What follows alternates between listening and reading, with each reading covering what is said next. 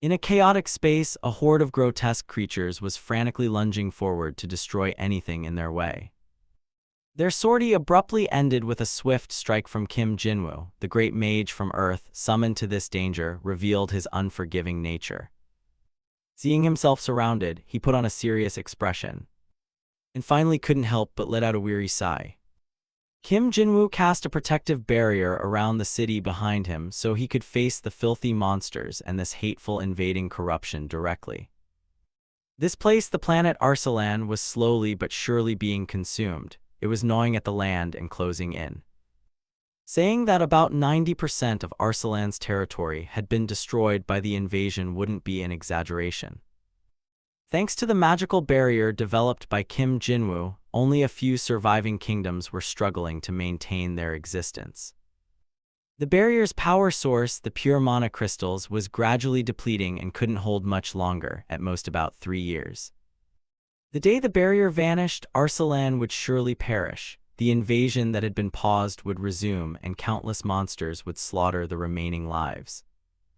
That harsh truth irritated Kim Jinwoo, who thought to himself that it had been so difficult to be summoned to another world, only for it to end in destruction. Suddenly Tiras appeared behind him and spoke solemnly. As the master of the Demon Tower and an immortal archmage, she said, "Lord Kim Jinwoo, glorious lord of Rainsword." He didn't want to hear such meaningless flattery and interjected with a throat clearing, "Drop those flowery titles, the world is in this state, what good do they do?" Tiras obediently nodded and replied gently, "Yes, master, I've told you many times, directly confronting the invasion outside is extremely dangerous." His concern didn't please Kim Jinwoo. Instead he showed displeasure. "You've only just arrived and you're nagging already, what's wrong?"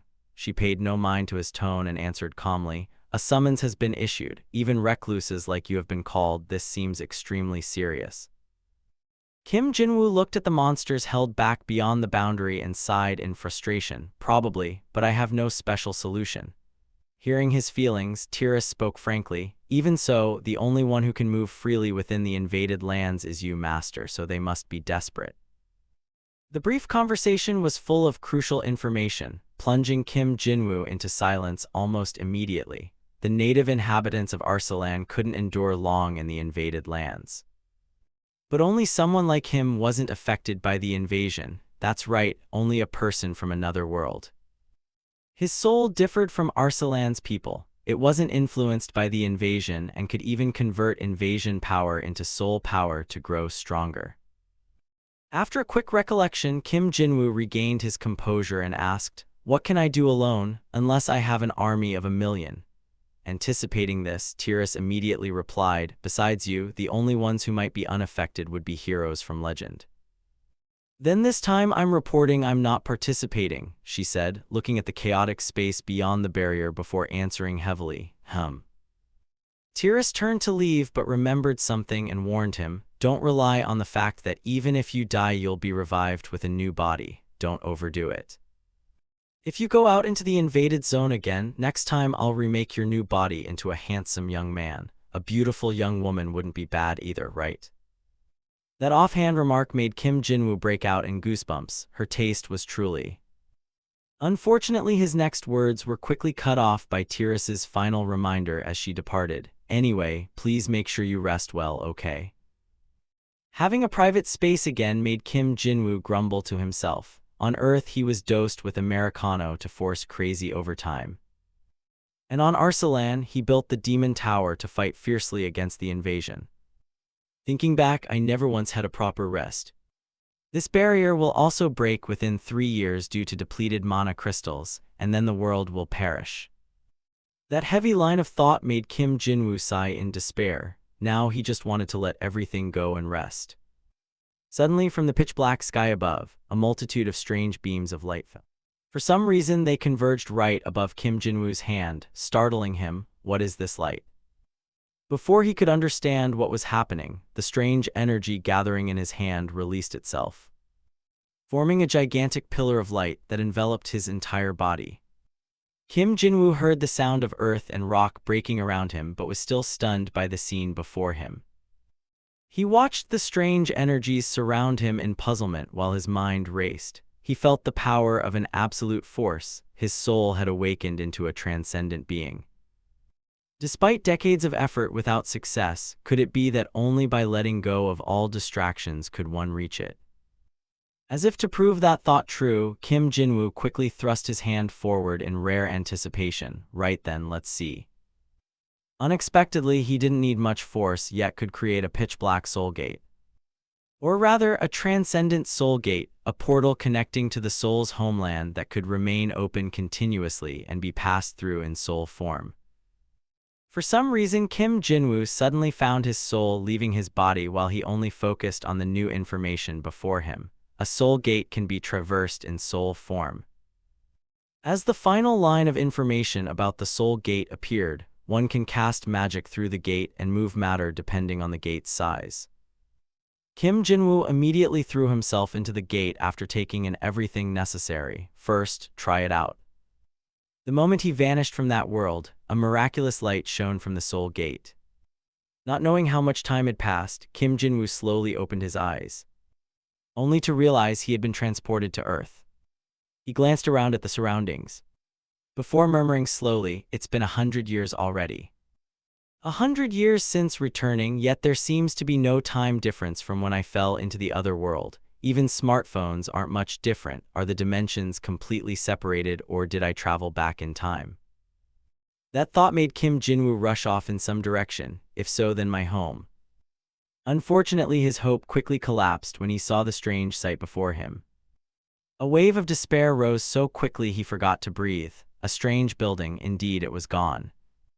Perhaps the existence named Kim Jinwoo had been erased completely, all traces wiped away. It's a little sad to think about. But wait, mana concentration on Earth is very low. If I remain in soul form too long, I might dissipate. First, I must find a soulless body. Suddenly pushed into a desperate situation, Kim Jinwoo skimmed rapidly through the air to save himself. After an unknown amount of time, he abruptly froze when he smelled something. Kim Jinwoo's eyes quickly turned toward an expensive house in the distance. He sensed something from that villa. Curiosity mixed with a faint hope allowed him to immediately change direction and flight. Let's go take a look. Unexpectedly, as soon as Kim Jinwoo flew into the house, he was stunned by the sight before him. Whether it was fate or not, he saw a person with a face identical to his lying on a hospital bed. The life monitor beep sounded steadily, making the room feel oppressively tense. As sobbing began to echo through the space, Sun Hai tried not to show the family's distress as she delivered the final announcement. "I'm sorry, Chairman, we did everything we could, but there's nothing more we can do." At that, Oh-sung couldn't hold back and shouted, "No, Jinwoo, how could you leave your grandfather like this?" The absurd scene made Kim Jinwoo think, this place is equipped with every kind of medical device, but who is this man to exude such an imposing aura? Then, in the next instant, he was jolted as old memories were unsealed in his mind. This man was Lee Jinwoo, the youngest grandson of Chairman Lee, head of a conglomerate and a tycoon, a prodigy who earned multiple doctorates from prestigious foreign universities. Apparently his health was poor and now he lay bedridden like this. But this wasn't merely poor health, he was clinically dead, his soul did not exist. In just a few hours his breath would cease entirely. "Sorry, but this body happens to be exactly what I need, so allow me to borrow it. The names are similar and there's no better way to possess it. With my magic, restoring this body will be instantaneous." Kim Jinwoo hurriedly channeled his inner energy to perform the soul transfer before it became too late. The transfer took only a few seconds. Kim Jinwoo's floating soul quickly merged into Lee Jinwoo's wasted body. A few minutes later, he slowly opened his eyes and sat up. As Kim Jinwoo sat up, inwardly sighing with relief, success, the relatives of Lee Jinwoo were astonished at this medical marvel. Mr. Lee was the first to speak. "Jinwoo, how is this possible?"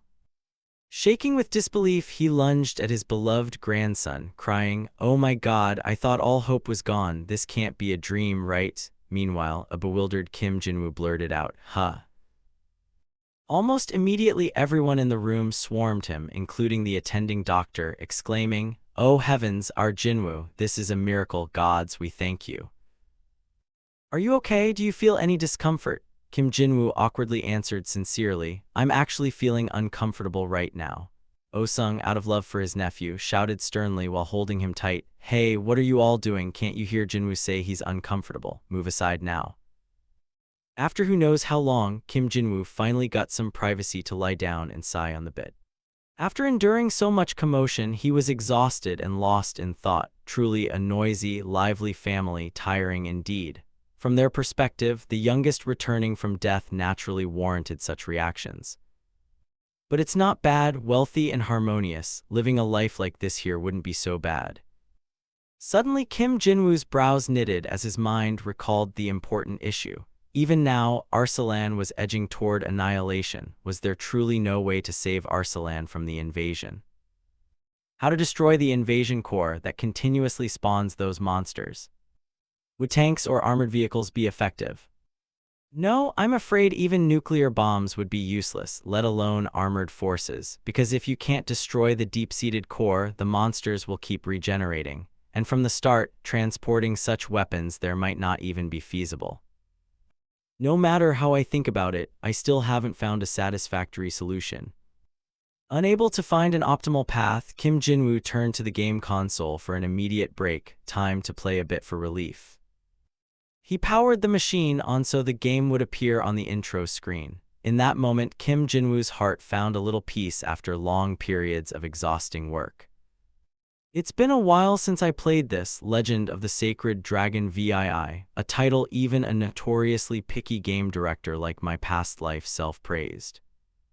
Though it uses the familiar plot of becoming a hero and gathering teammates to save the world, its story is extremely compelling.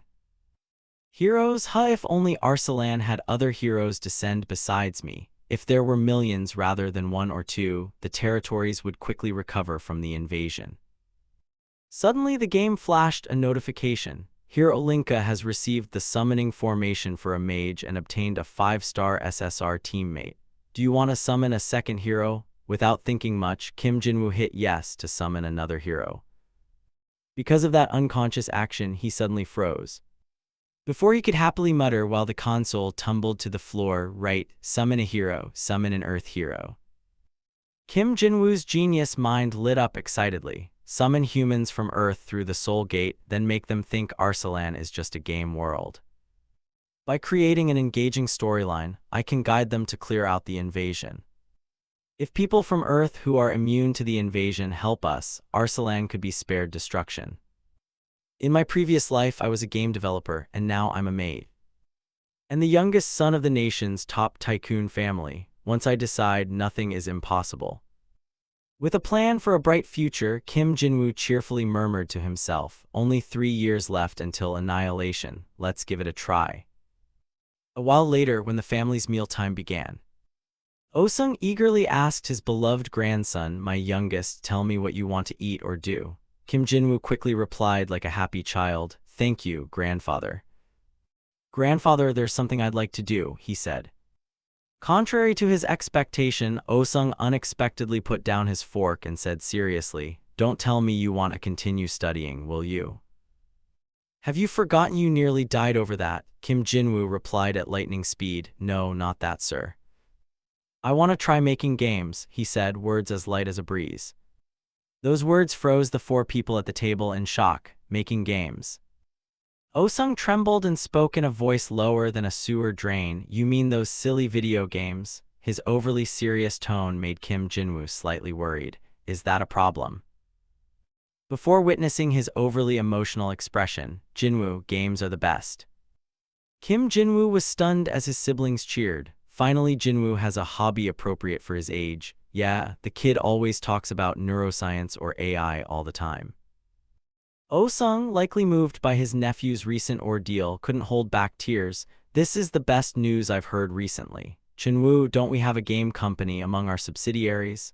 Without hesitation, he answered, we have FS Game, although they've spectacularly wrecked everything they touch. As soon as Oh-sung finished, he slammed the table in joy. That's settled. Consider this your discharge gift from your grandfather. Do whatever you want. Those words made Kim Jinwoo experience that exaggerated affection for the first time, and he blurted, what really? His mind went clearly chaotic. He hadn't expected such wholehearted support from him. A company would be advantageous in many ways. Since it seems to be a failing company, it's perfect for me to do whatever I want. Having my family's backing naturally made Kim Jinwoo smile and nod happily. Thank you, grandfather, I'll do my best. After who knows how long, he snapped awake back in Arsalan. Kim Jinwoo stared dazedly at the magic-scented space around him and muttered, "This is the Mage Tower. It seems Tiras moved it here. Luckily this is my original body. She said she'd reshape me into a handsome boy."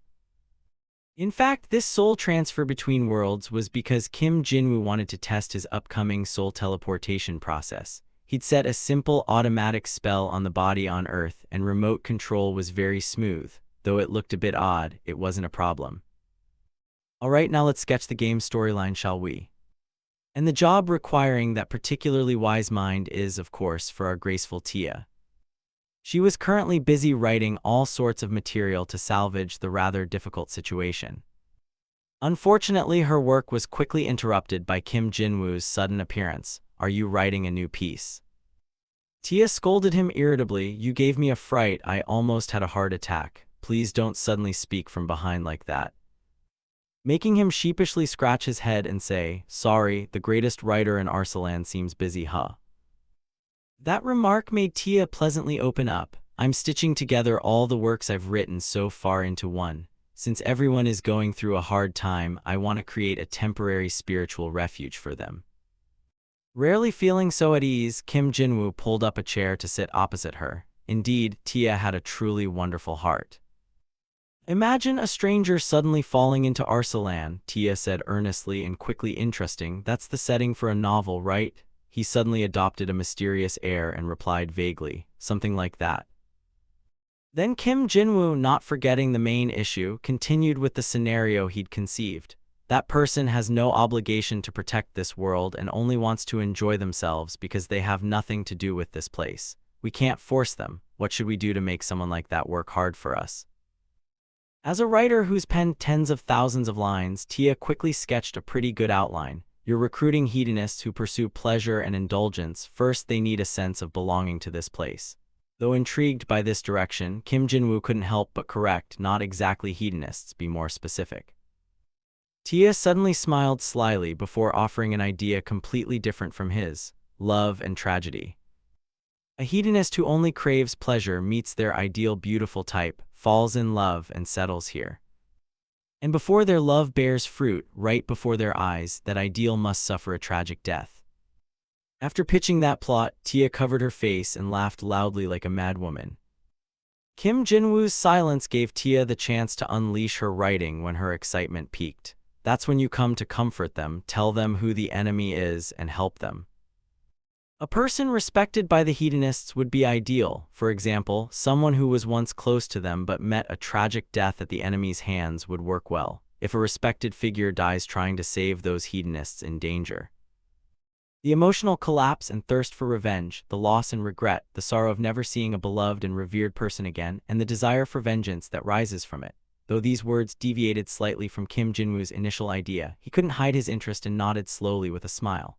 Truly deserving of the title Arsalan's greatest storyteller, she sketched it out in an instant. Love and tragedy. Love blinds people and revenge becomes a powerful motivator. If I immerse them in the game's characters and plot and add a tragic backdrop, they'll act on their own. However, Tia's loud, ecstatic voice suddenly rang out and cut Kim Jinwoo's train of thought short. "I can't wait to see those hedonists' tears. Just the sight of that will fill me up without needing food."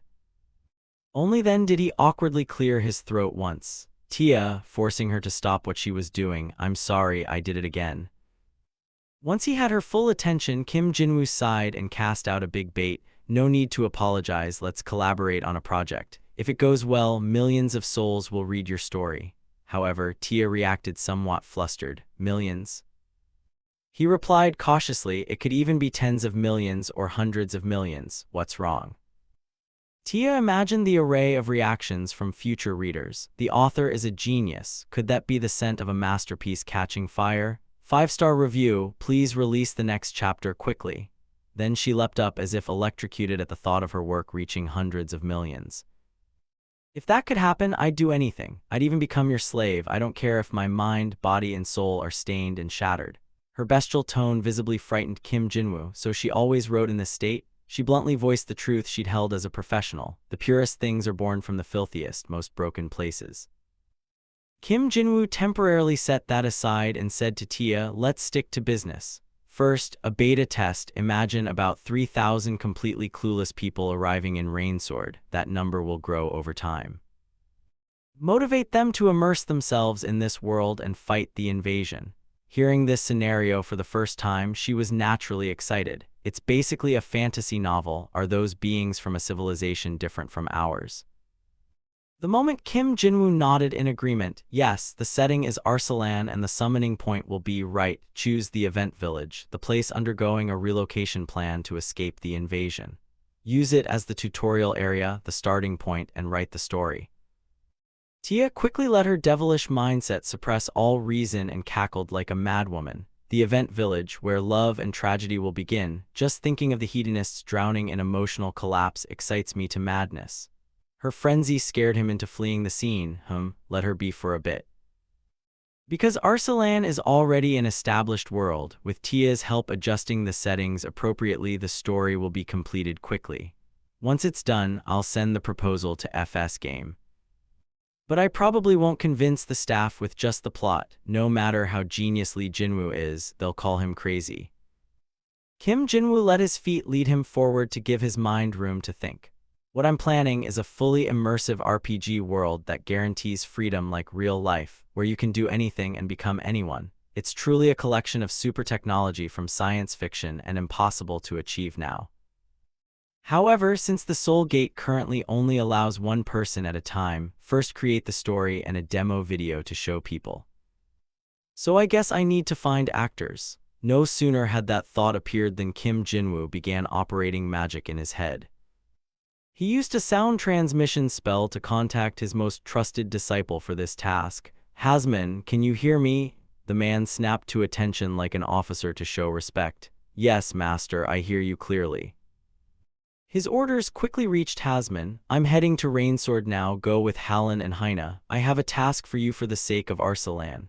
Forcing him to abandon his unfinished work immediately, Hasman replied, Yes, master, understood. After a long while at the city of Rainsword, Kim Jinwoo slowly appeared at the foot of the gate, hefting his imposing staff.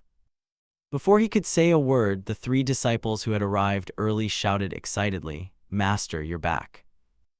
Hasman was the most spirited, eager to report what he'd done. While you were away, I gave my all to responsibly defend the territory. Hallen followed suit and stepped forward to declare, May Iala's blessings be with you. Kim Jinwoo barely absorbed those words and only offered a polite remark. Everyone has been working hard in their posts. But Hasman didn't notice his discomfort and continued to gush admiration at the brilliant man before him. Compared to your hardships, our deeds are nothing. At that point, Kim Jinwoo could no longer endure and snapped irritably, Please, you're scaring me, so don't press your faces so close to mine. Of those who received Kim Jinwoo's message, only Haina remained calm enough to speak seriously. I am ready to sacrifice myself for Arsalan, master. While the other three waited cheerfully for orders, Kim Jinwoo was busy planning the upcoming publicity. Haina is a beauty, so she's fine, but the other two look too much like villains to be protagonists. Who in the world looks like a respectable man and an ex-pope like that? An unexpected idea popped up, prompting a faint smile. In that case, Kim Jinwoo calmly opened a small space gate to rummage for the items he needed, murmuring, Hasman, you're pretty good at dark magic, right? The man was slightly surprised by the question but obediently nodded in affirmation. Yes, but compared to you I'm not even worth an ant's worm. Kim Jinwoo suddenly handed the two men some strange items. There, try putting these on. When they underwent the various changes, he shouted excitedly, See, they suit you perfectly, while Hasman and Hallen cheerfully protested loudly. Oh my gods, master, isn't this the outfit a dark priest wears? Make me a dark priest? Goddess Iala, forgive me, it's sinful, blasphemous, truly blasphemous. After dealing with those two crazy disciples, Kim Jinwoo turned to the remaining one, and Haina, let's see. His genius brain began calculating as he looked at the practical but not particularly flattering armor on her. It's way too covered up, this is overly conservative, female knights in the game usually have to. He fell silent for a few seconds before offering a new option. Try this on. Haina, when the opponent visibly panics. Master, you want me to wear that? Kim Jinwoo suddenly leaned forward and replied earnestly, yes, wear it. At the moment Haina hesitated to refuse, Master. He played his usual threatening card that brought her to tears. It's all for Arsalan's future, put it on. After a while Haina slowly stepped out, having dressed as he wanted. Master. I've finished changing. The change in her attire produced a special effect that sent Kim Jinwoo into an open-mouthed, wide-eyed state. He didn't spare praise for Haina. It really suits you, no, it's perfect. Though slightly embarrassed, she still remembered an important question and asked, is this even armor? That question quickly led to a back-and-forth between Kim Jinwoo and Haina. Remember this, the less armor covers, the higher the defense stat. What kind of illogical reasoning is that? It's reasonable, it's a rule from my homeland Earth. What kind of damn place is that anyway? After calming his disciples' minds, he suddenly fell quiet. The big picture layout was roughly set, but something was still missing. Since Haina is a knight, create a scene where she steps forward to protect someone when facing those two, say, a frail, sorrowful saintess. Should I contact Saintess the Basa? The image of a 200-year-old withered woman wielding a staff quickly shattered that idea for Kim Jinwoo. Unfortunately, I don't think the Saintess would be suitable. Suddenly, a joyful shout echoed through the air. Bet you can't catch me. Eri, you're so slow, she cried, looking after the two running children in a panic. Kids, don't run around wildly in the Lord's castle. Unfortunately, they not only ignored her but turned toward Kim Jinwoo. It's the Lord, which made Eri go pale. The Lord. We're sorry, sir. The children ran into the castle on their own. Kim Jinwoo paid no mind to such trifles and cheerfully called out, that's right. You'll play the Saintess. The unexpected assignment naturally made Eri startle. She panicked and offered an excuse to refuse, but I'm a succubus, I belong to a useless race, all I know is seducing others. But that very remark delighted Kim Jinwoo more than ever. Perfect, you're even more suitable. No matter how much you try to avoid this event, it's blasphemy otherwise. Just a few minutes later, Kim Jinwoo was pleased with the cast he had assembled. Then, shall we begin the performance? Time passed. Kim Jinwoo and the newly formed quartet pretended to listen solemnly to Tiris's general report, the Demon Tower's master, the mysterious Archmage, and the glorious Lord of Rainsword. But she was cut off mid-sentence when he hastily interrupted, you don't have to call me by that mouthful. Because of that, Tiris faltered before continuing her unfinished announcement. Yes, master, per your orders, I've gathered all 130 of your disciples. Still, she couldn't help revealing her embarrassment as she glanced at the scene before her, but why is everyone dressed so strangely? Kim Jinwoo replied nonchalantly, we're just role-playing a bit. Tiris grew more puzzled and out of habit said, role-playing? He looked at the orb in his hand and uttered something odd, we're role-playing to save Arsalan. She feigned annoyance as she said, I really don't understand what you mean. Kim Jinwoo fell silent to take a breath for a few seconds before delivering a surprise announcement. Before I explain everything, I have something to tell you. I only recently awakened. I can even open a soul gate and connect to another world. This good news naturally excited his disciples. So you finally awakened. Congratulations, master. Under the admiring gazes around him, Kim Jinwoo gently revealed his plan. I will summon heroes who are immune to the corruption through the soul gate, heroes from the same world as me. Your task is to ensure those heroes can fight in Arsalan. Temporarily set aside your current posts and duties. When someone asked innocently, what should we do? Kim Jinwoo suddenly dropped a spherical crystal to the leader. First, take this. When he expressed confusion, Kim Jinwoo quickly stated his wish for his disciples. It contains a recorded video of all of you performing together. Make it feel epic and sacred, add more skeletons and flesh out the background details. And compress that video so it fits snugly inside a small magic crystal. The lead disciple, still processing this, asked in bewilderment, pardon, what? Kim Jinwoo not only refused to re-explain but cleared his throat and spoke coldly. Don't tell me a mage can't do that. His disciples, though struggling, dared not speak up, but Their fearful demeanor didn't upset Kim Jinwoo, it only boosted his confidence. They may look completely overwhelmed, but they'll figure something out. Making the impossible possible is what mages do. Putting that aside, once everyone wore blue cloaks. They looked exactly like the cat-shaped plush toys in Lee Jinwoo's room. Because of that line of thinking, Kim Jinwoo suddenly issued an order that couldn't be more childish. "All right, from now on you are all Mageimon." When the one in front awkwardly voiced everyone's thoughts, "What is that?" he gave a rather vague answer. "It's a creature from Earth that can make any wish come true, so my Mageimon should just make my wish come true."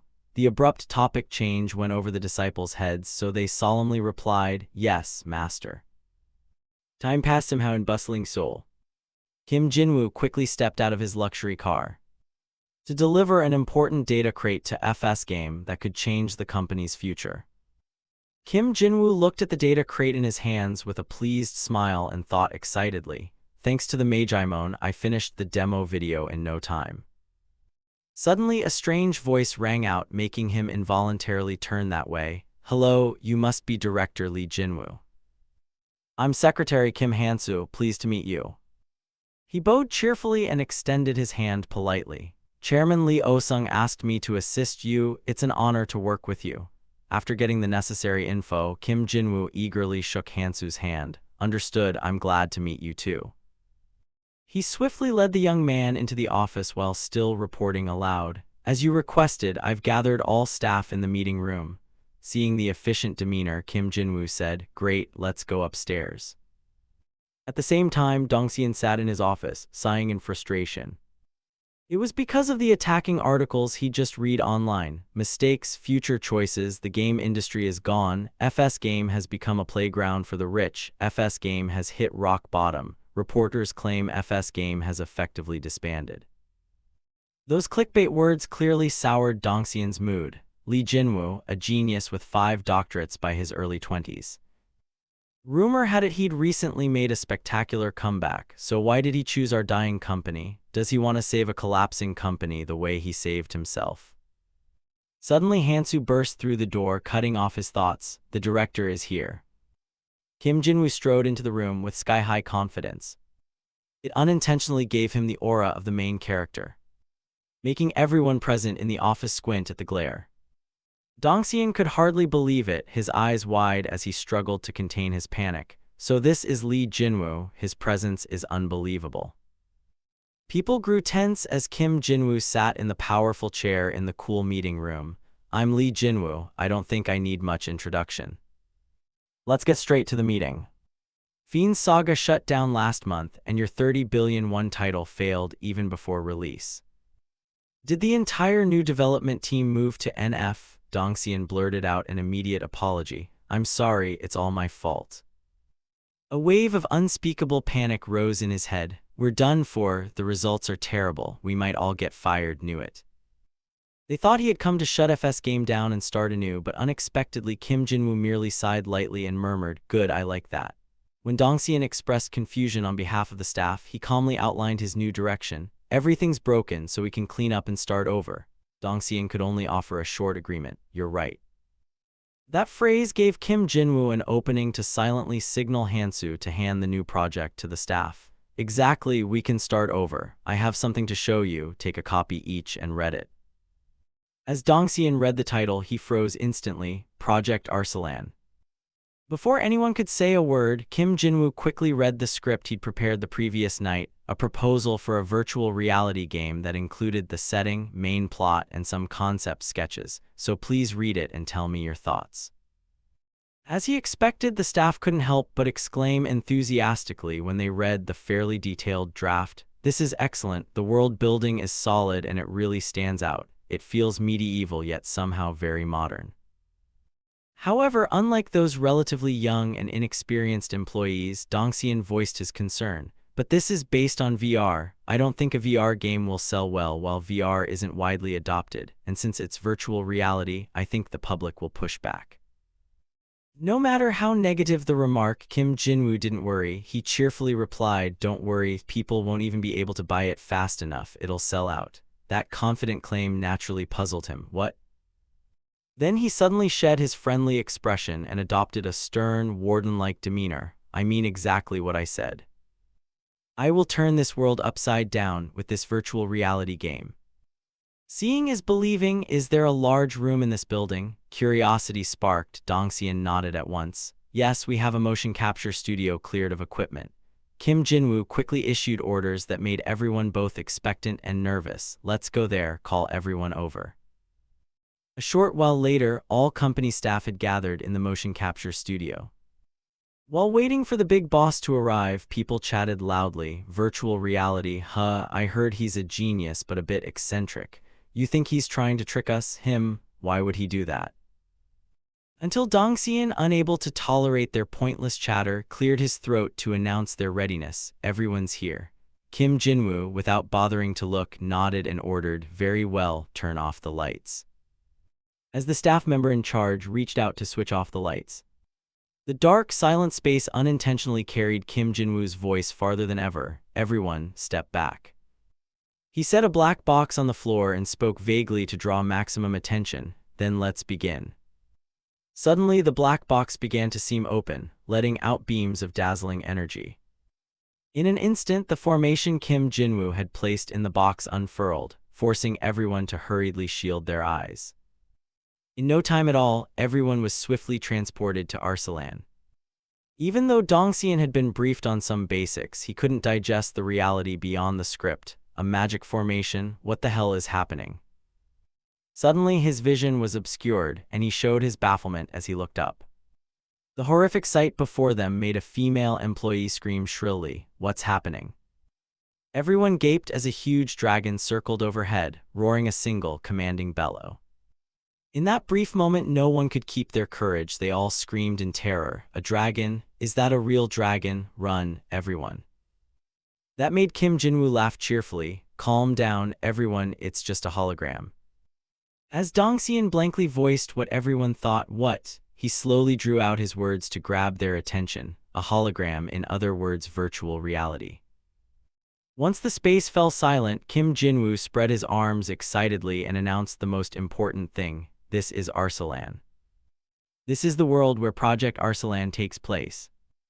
That statement gave Dongxian his first taste of hyperreal virtual reality. He panicked and shouted, "So this is the world inside the game I designed?" Kim Jinwoo, seeing nothing wrong with what he did, simply nodded gently. Yes, it looks pretty realistic, doesn't it?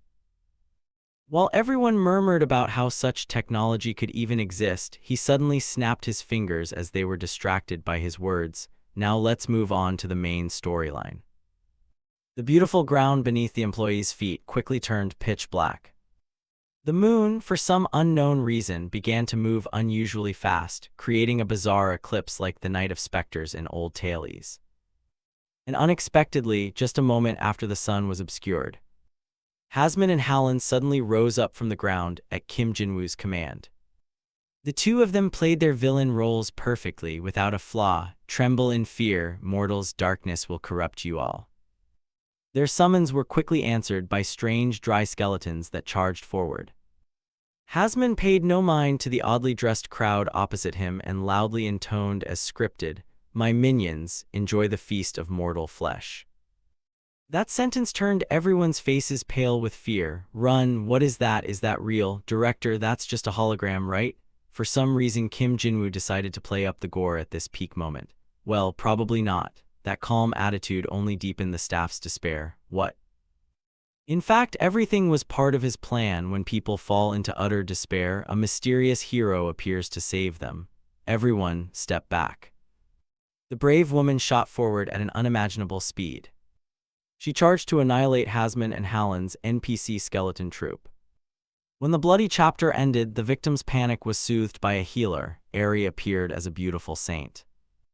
Do not worry, she quickly unleashed a wave of miraculous magic to dispel the remaining heretical remnants.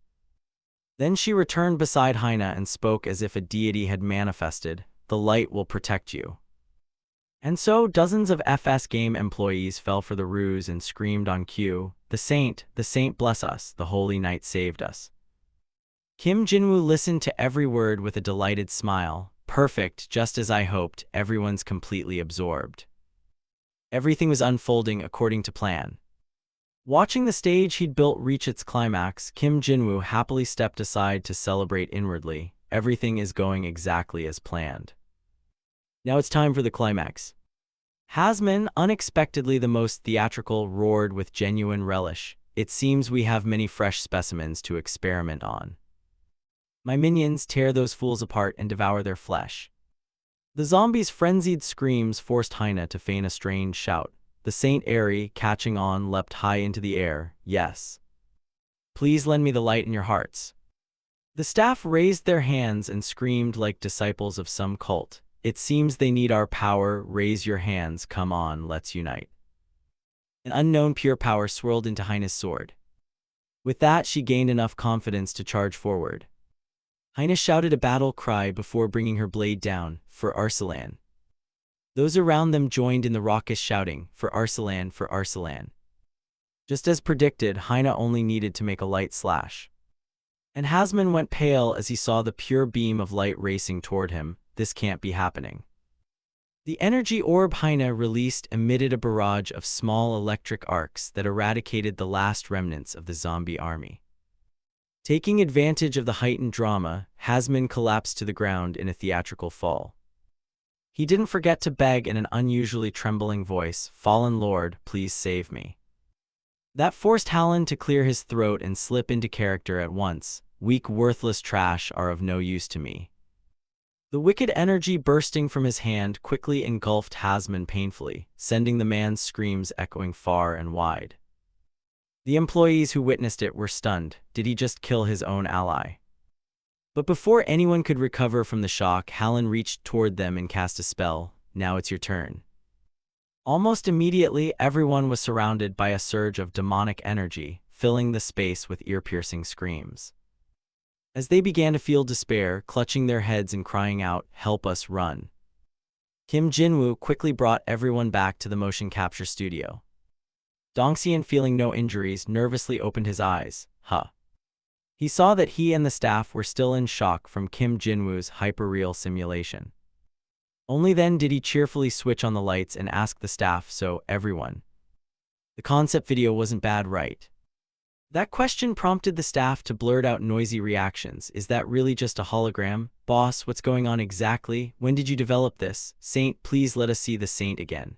Kim Jinwoo, overwhelmed by their clamoring, awkwardly replied, "Everyone, first calm down."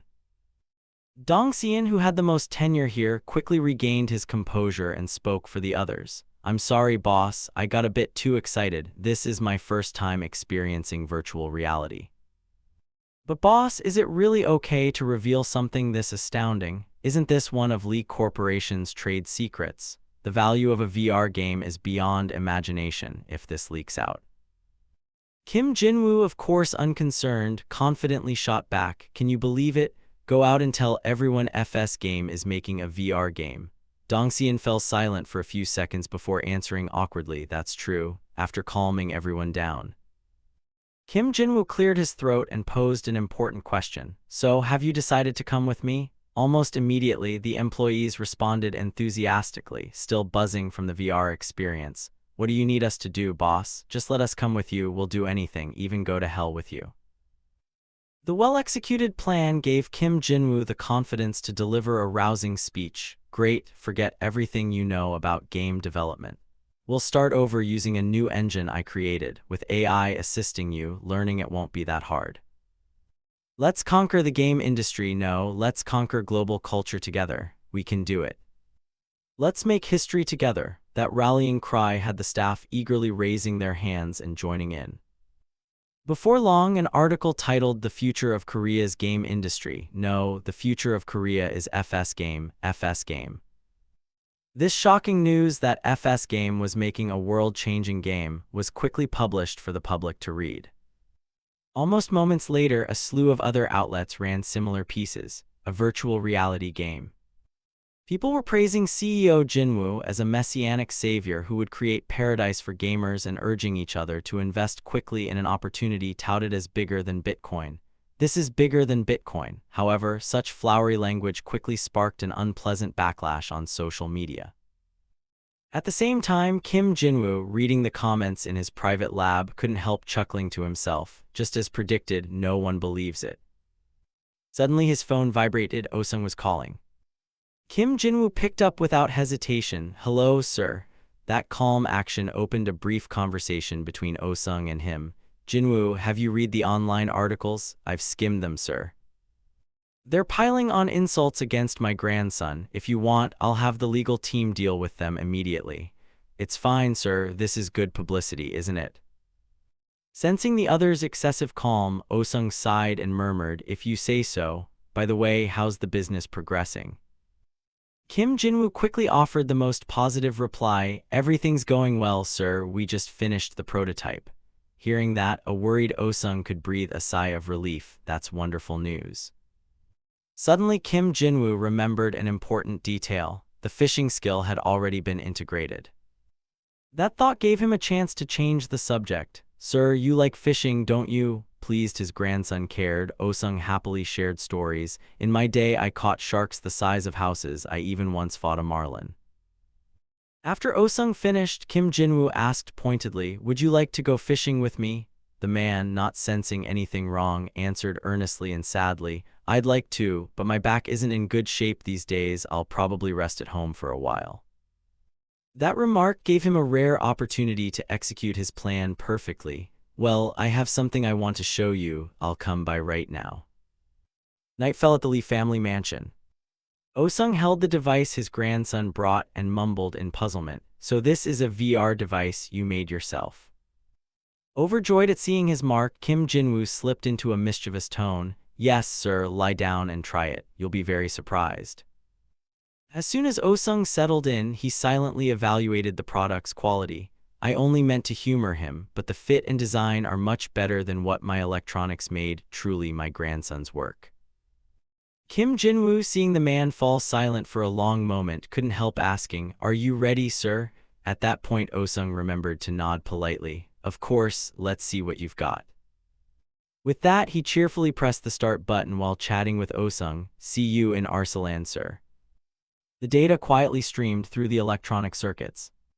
Just seconds later, Oh-sung awoke in a haze. He looked at the strange scenery around him and instinctively mumbled, "This is." Oh-sung was easily plunged into shock as he sensed the realism of the natural environment he was seeing. Before he could say anything, Kim Jinwoo suddenly appeared and industrially greeted him. "Welcome to Arsalan, sir." When Oh-sung's inner questions screamed, "Jinwoo, what's going on? Where are we?" Jinwoo gently diverted him with the most plausible explanation. "You're inside the VR game I'm developing. Your in-game body is modeled on how you looked at 40 years old. I wanted to make you even younger, but I couldn't find reference materials."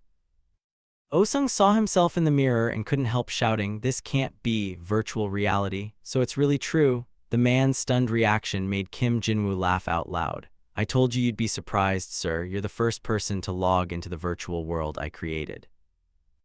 Oh-sung barely heard those words. He happily touched the face he hadn't seen in years. "It's real. This is me when I was young. No wonder my body doesn't ache anymore. It feels wonderful."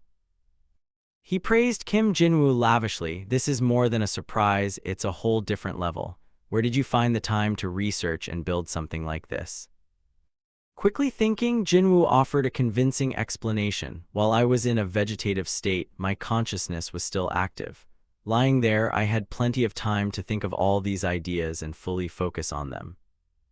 Luckily, Oh-sung didn't overthink it. His grandson had been a prodigy since childhood, but curiosity forced him to blurt out, "Can you really do all that?"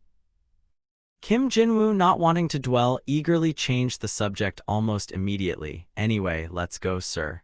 Still overwhelmed by the scenery, Oh-sung continued instinctively, "Where are we going?"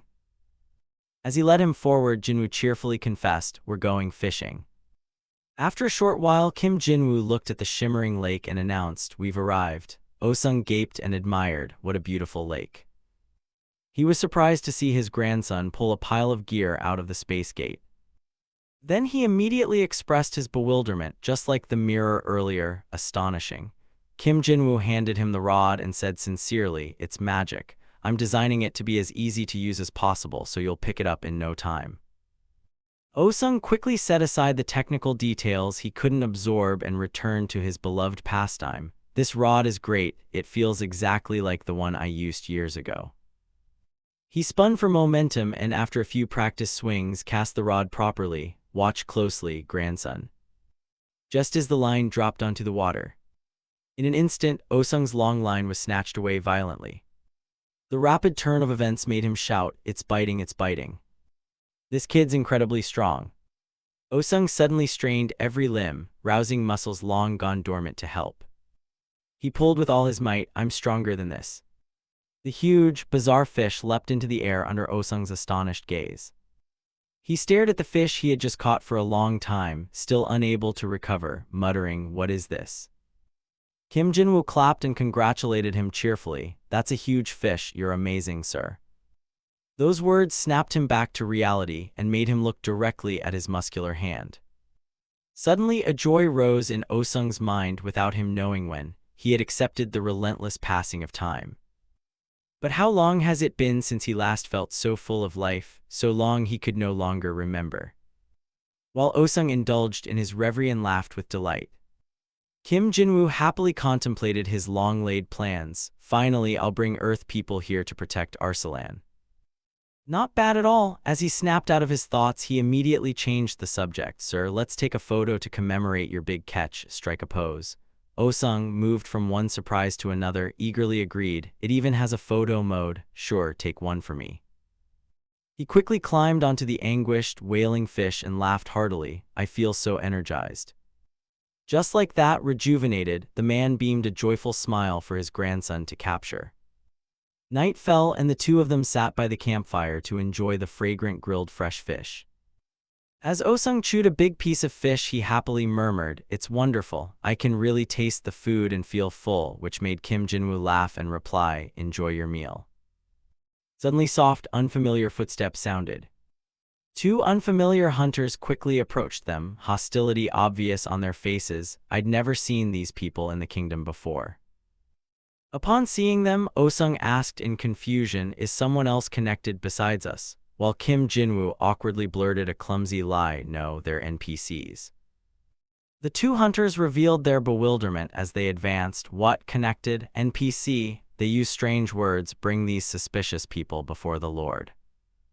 Before they could act, Kim Jinwoo used a sound transmission spell to speak to them. "Stand down. I'm discussing something important with a distinguished guest, so step back." The cold tone and murderous expression on his face terrified the two hunters. "My lord." They fled at top speed. "We're sorry." That made Osung raise an eyebrow in puzzlement. Why did they suddenly run off? A programming bug? Kim Jinwoo didn't want to elaborate and went along with the idea, probably. He suddenly remembered an important issue and asked, "It's still a bit rough, but you've built quite a lot. How far along is development?"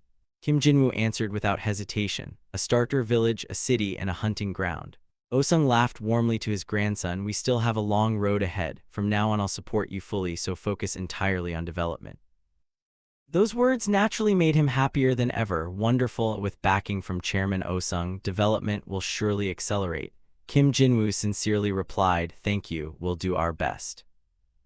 Suddenly Osung asked seriously and off-topic, "Hey, are you taking this with you?" The way he phrased it made Jinwoo understand and answer at once. "The connection device? It still needs a lot of improvement, so I have to take it back for now." Hearing that, Osung began to grumble. "This old body aches all over. If I drop dead tomorrow, it wouldn't be surprising. I'll just lie in bed waiting to go under."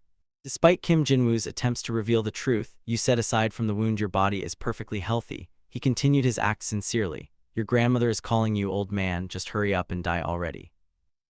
As if by an obvious instinct few knew, he immediately softened and sighed, "Keep it for now. When it's possible to reconnect, I'll let you know."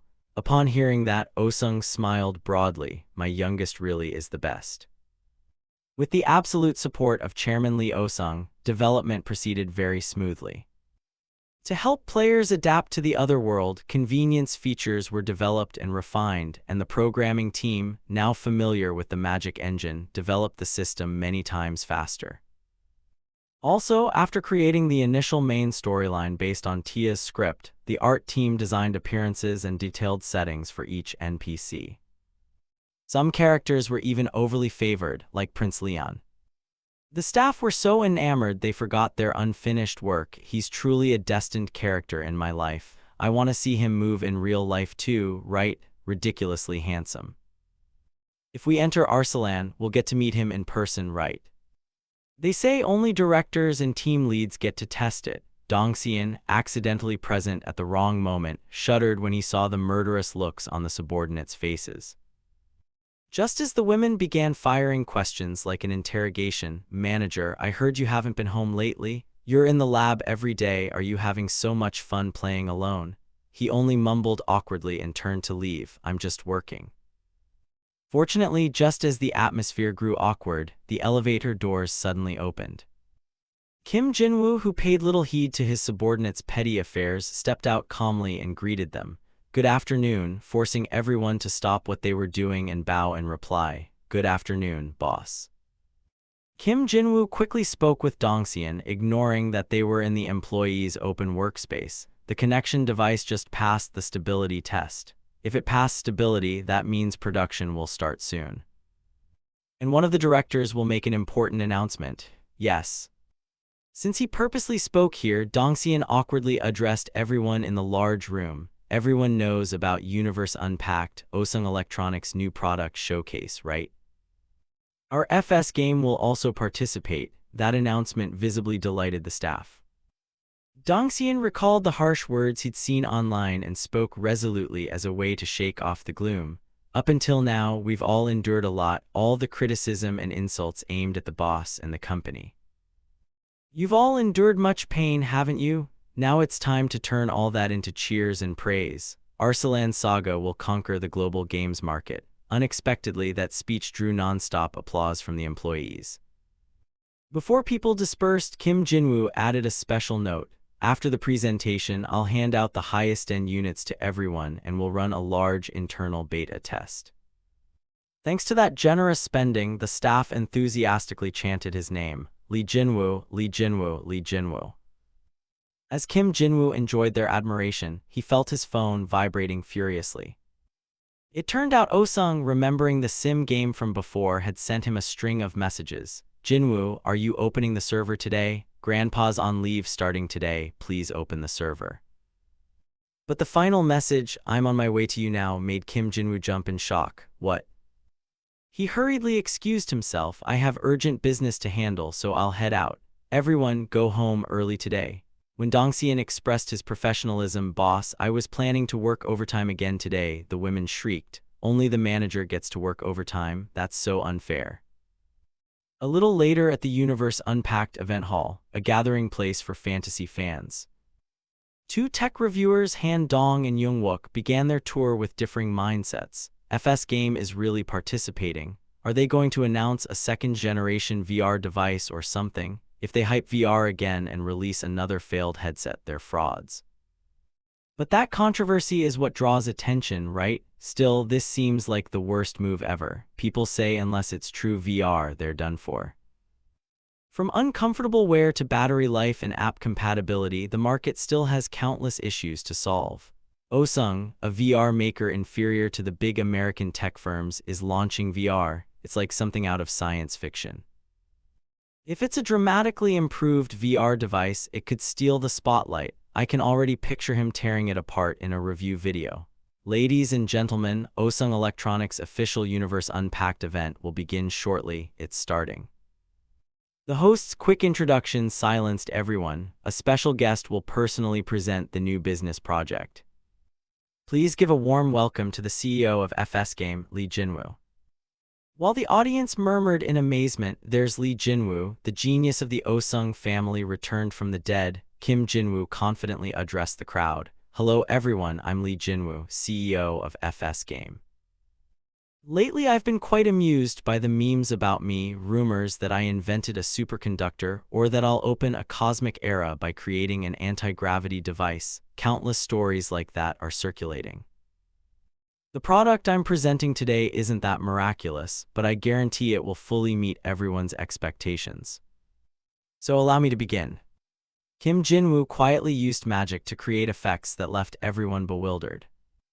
Youngwook and Han Dong, seeing this for the first time, gasped nonstop. What is this, the ocean? What kind of 4D effect is this? Kim Jinwoo, fully aware of the crowd's mixed emotions, calmly continued his presentation. We've conquered the oceans, endured countless tragedies and hardships, but humanity's feet have finally touched land. We've crossed deserts, walked the plains, and touched the everlasting snows. With courage, defying death and persisting through despair, we conquered the highest mountains. The realistic cold left Han Dong awestruck. What kind of technology is this? Is it CGI? Youngwook, abandoning his scorn, stammered, I can feel the texture and even the cold. Unbelievable. Before anyone could say more, Kim Jinwoo suddenly added, after conquering land, we even conquered the skis. We didn't stop there, we put humans on the moon and sent rovers to Mars.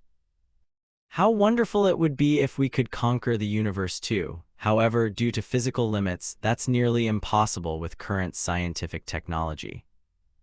Were we born in an era too clumsy for exploration? Will we die without ever experiencing such romance? But I refused to give up, and I finally found it. I created a world for you to explore. Kim Jinwoo snapped his fingers. In an instant, he returned everyone to the hall, before transferring them to a strange space with a blood-red moon.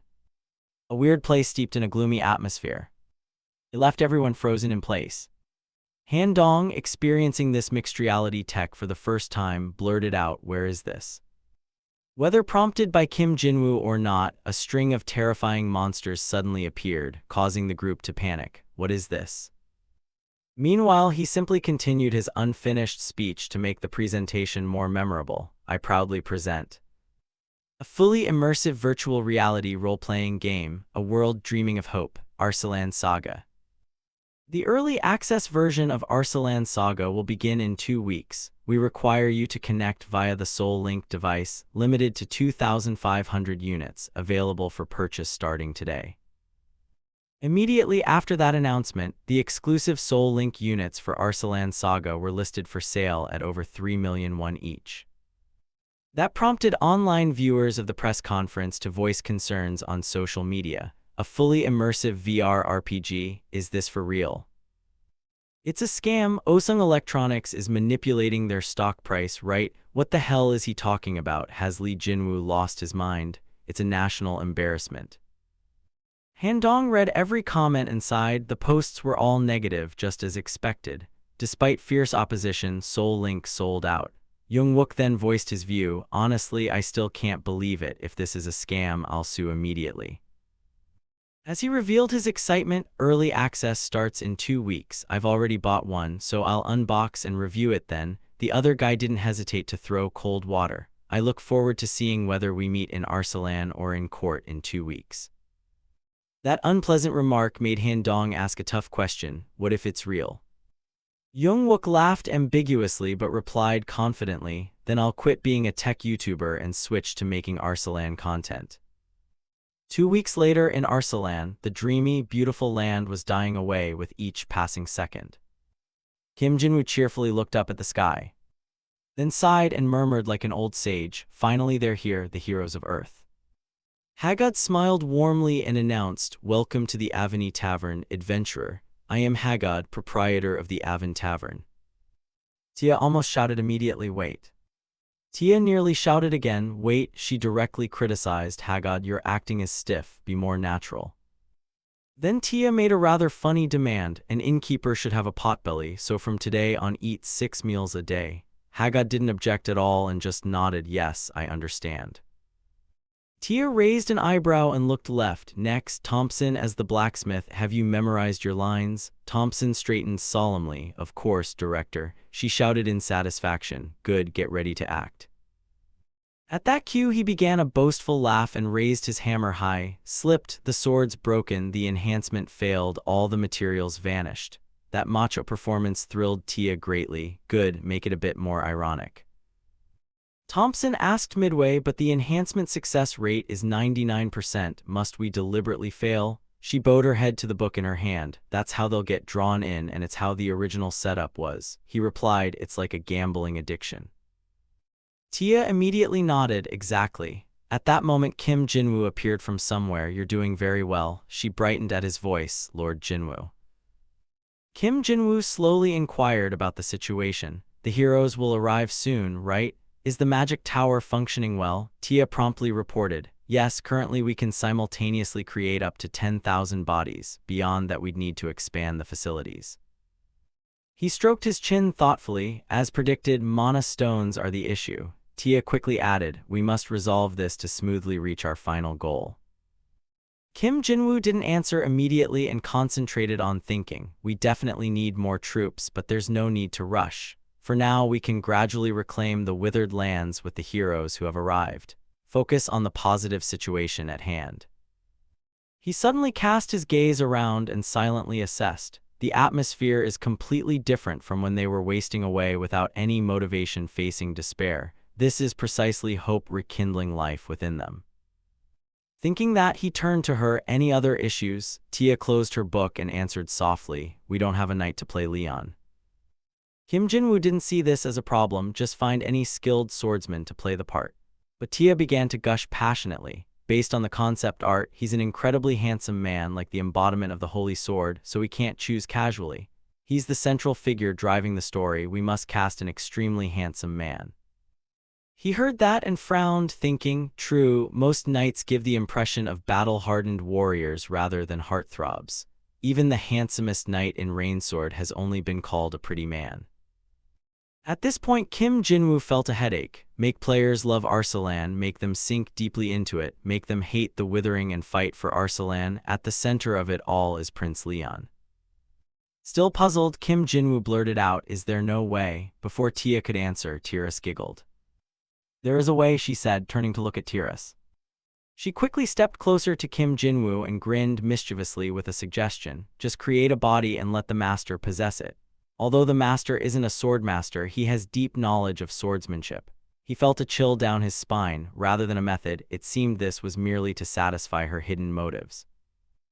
Kim Jinwoo cleared his throat a few times and corrected himself. That idea sounds fine. First, we'll create a body based on the concept art, then discuss the details. At that, Tiras suddenly interjected, what do you take me for? Her face then looked extremely gloomy. I've already finished it. This way, please. Kim Jinwoo and Tia followed Tiras to a place. The moment they stepped in, Tia exclaimed in astonishment, are all of these dolls? Kim Jinwoo looked around and remarked bluntly, this place really is creepy. At that moment, she happened to catch sight of something. Tia eagerly stepped closer. This doll is pretty cute. Tiras answered in a flat tone, that doll is the master's childhood version. I designed it to fit snugly in his arms. She added excitedly, the main highlight is these chubby cheeks. Tia lifted the doll with delight. Oh, a masterpiece, please transfer into this body. Kim Jinwoo almost reflexively refused, I won't transfer into that. She immediately tried to coax him, oh come on, why not, I'll pamper you endlessly. He replied with a look of tenfold embarrassment, yes, that's exactly the problem, I'd suffocate.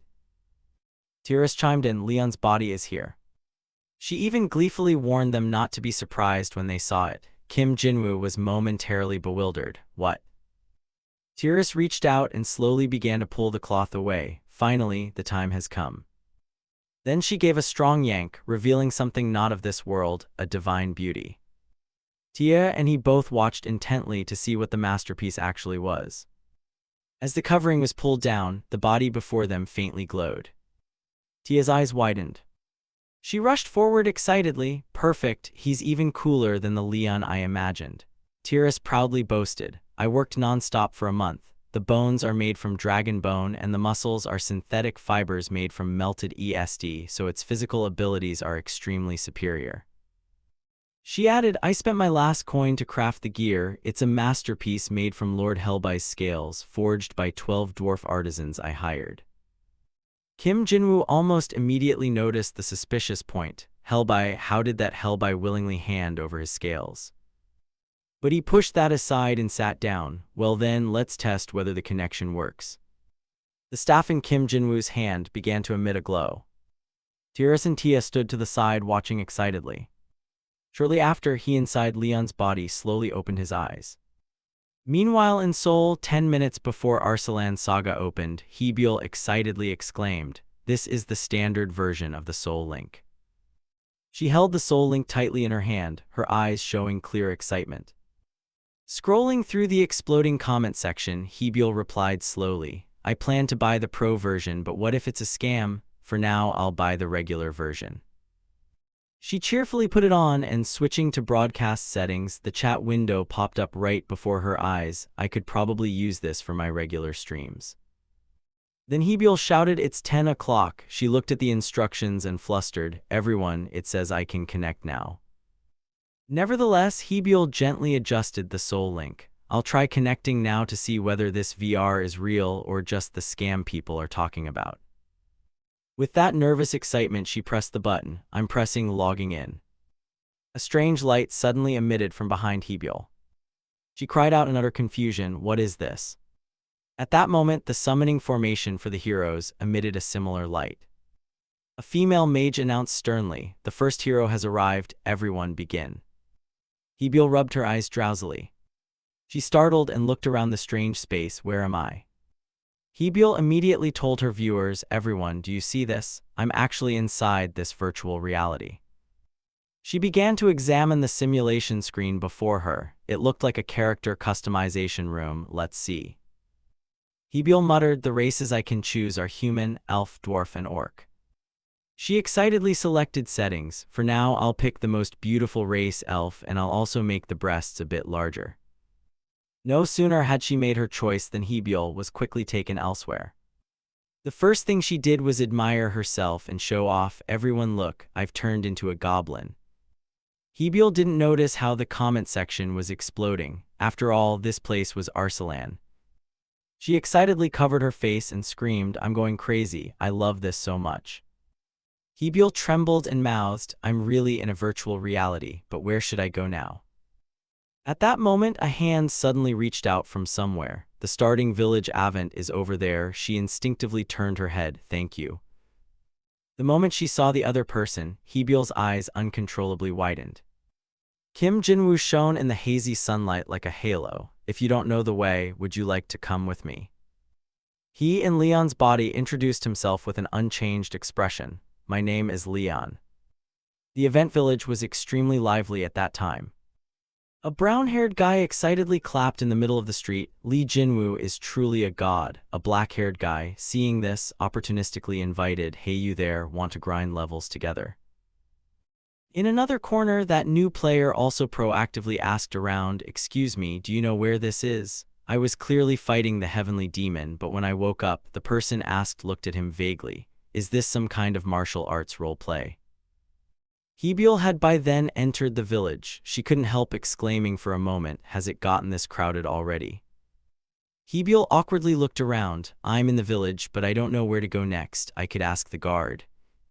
She eagerly ran up and said, excuse me. The guard slightly startled when he saw Hebyul, a hero. He cleared his throat a few times, telling himself to stick to the script naturally. After taking a breath, the guard immediately put on his warmest, welcoming expression. The event village always welcomes heroes. First, please tell me your name. She paused for a beat. My name. But very quickly, Hebyul smiled happily and replied, is this the place to set a nickname? Then I'll take the name Hebyul. As soon as she spoke, the game system notification suddenly popped up. She excitedly remarked, now I have a name. But Hebyul then curiously asked him, everything here feels so natural. Are you a player? The guard at that moment merely mechanically repeated his old line. The event village always welcomes heroes, so Hebyul naturally concluded that he really was an NPC. Then she awkwardly asked if he had any quests or something. He only pointed and said, truly befitting a hero, already looking for quests upon arrival. The guard, in an even tone, directed Hebyul, please go to the Adventurers Guild over there. She cheerfully exclaimed, thank you very much. Seeing the comment section erupt again over the guard's looks, Hebyul couldn't help joining in, really. Then she suddenly remembered Kim Jinwoo. As soon as we reached the village gate, he left right away. Judging by that aura, I don't think he's a player. To avoid boredom, Hebyul commented to her viewers as she walked. He feels more like an NPC. Oh well, when we start the quest we'll probably get more clues about him, right? Kim Jinwoo's soul was observing everything from above. The crowd's reaction to Leon was pretty good. If that idiot could hear it, he'd be thrilled. Thinking that, he began to probe using his psychic power. All right, let's see if she has any useful traits. A trait is the power of the soul that all Earth people like Kim Jinwoo possess. A soul's identity is built from the years a person has lived and the experiences accumulated within it. A trait doesn't show up on the player's status window, but when they click on a talent inside a trait, the growth rate is accelerated thanks to Aaron's skill. After assessing the trait, Kim Jinwoo somewhat knew. As predicted, most of them were rank D or E. But his eyes suddenly flashed with a bit of surprise. It turned out Hebyul's social evolution trait had attracted Kim Jinwoo, an A-rank trait for a brand new player. He unconsciously rummaged through his memory of their recent conversation. She said she was a streamer named Hebyul, right? Her long streaming career must have forged that trait. Kim Jinwoo vaguely grasped her exceptional potential. Social evolution worked not only on humans but also on monsters, gods, and spirits. If she nurtured it properly, she could lead the purification of this place. On Hebyul's side, she had arrived at the place called the Adventurers Guild, the event village branch. Curious, she pushed the door open and entered. So this is the Adventurers Guild. The interior glittered so much that Hebyul couldn't help but exclaim. The next instant, a very enthusiastic voice sounded, "Welcome, hero." Tia performed the greeter role superbly. "My name is Tia, registration clerk. Welcome to the event village branch of the Adventurers Guild." Hebyul couldn't help but be dazzled by the other's beauty. She was radiant. Tia smiled kindly. "When you join the Adventurers Guild, you'll receive many benefits. If you're a newcomer, don't worry about your status, just register." Hebyul dashed forward. "Yes, I will. I'll register right now." Then Tia thoughtfully helped Hebyul complete the rookie registration procedures. When finished, she pulled out a bag and placed it on the table. "Oh, hero of Acadia, your adventure registration is complete. Check your schedule and strive to complete your objectives. This is your starter kit." Hebyul asked blankly. "A starter kit?" Tia patiently listed the items: a appraisal notebook, a space pouch, your storage, and a support fund. "We also provide basic weapons at the armory, so please go claim them." Hebyul smiled happily. "Thank you, beautiful sister." Tia ruffled her head with a friendly smile. "Thanks, dear." Kim Jinwoo was still hovering above, observing everyone. Midway, he suddenly heard Tia bragging via whispered transmission. "I just met a hero named Hebyul, and she's insanely cute. I want to torment her so badly." She grew more and more excited until her words slipped. "I want to quickly drown her in misery to see her eyes fill with tears." Are all summoned heroes this twisted? Who knows, we might even pull a real veteran from another world this way. Kim Jinwoo asked in surprise, "What do you mean, a veteran?" At that moment, 3 people burst into the registration hall. The burly one shouted grandly, "I have descended." The blonde one looked displeased. "Boring, this world is so dull I could die of boredom." The old man in the group was arrogant too. "Waiter, bring out some noodles and wine, quickly." This bunch of lunatics officially left Tia stunned like a statue. She awkwardly reported, "Jinwoo, some strange people just arrived." The burly pink-haired guy carelessly said, "We're doomed, we have no plot." Kim Jinwoo replied nonsensically, "Well done." Tia blankly asked, "President Jinwoo?" Seconds later, they began wreaking havoc, causing her to panic. "Don't accept the request, snatch it back from him, hurry, don't roll down the stairs, there's no secret passage down there, your head will split in two, I'm not your sister, I'm not your mother." Hebyul laughed through tears and commented, "Everyone, you'll earn a title if you make Tia flustered. It's been 3 weeks and still no one who's brave enough to tease the pretty clerk." Tia was messed up and dizzy, only able to give a wry smile for a moment.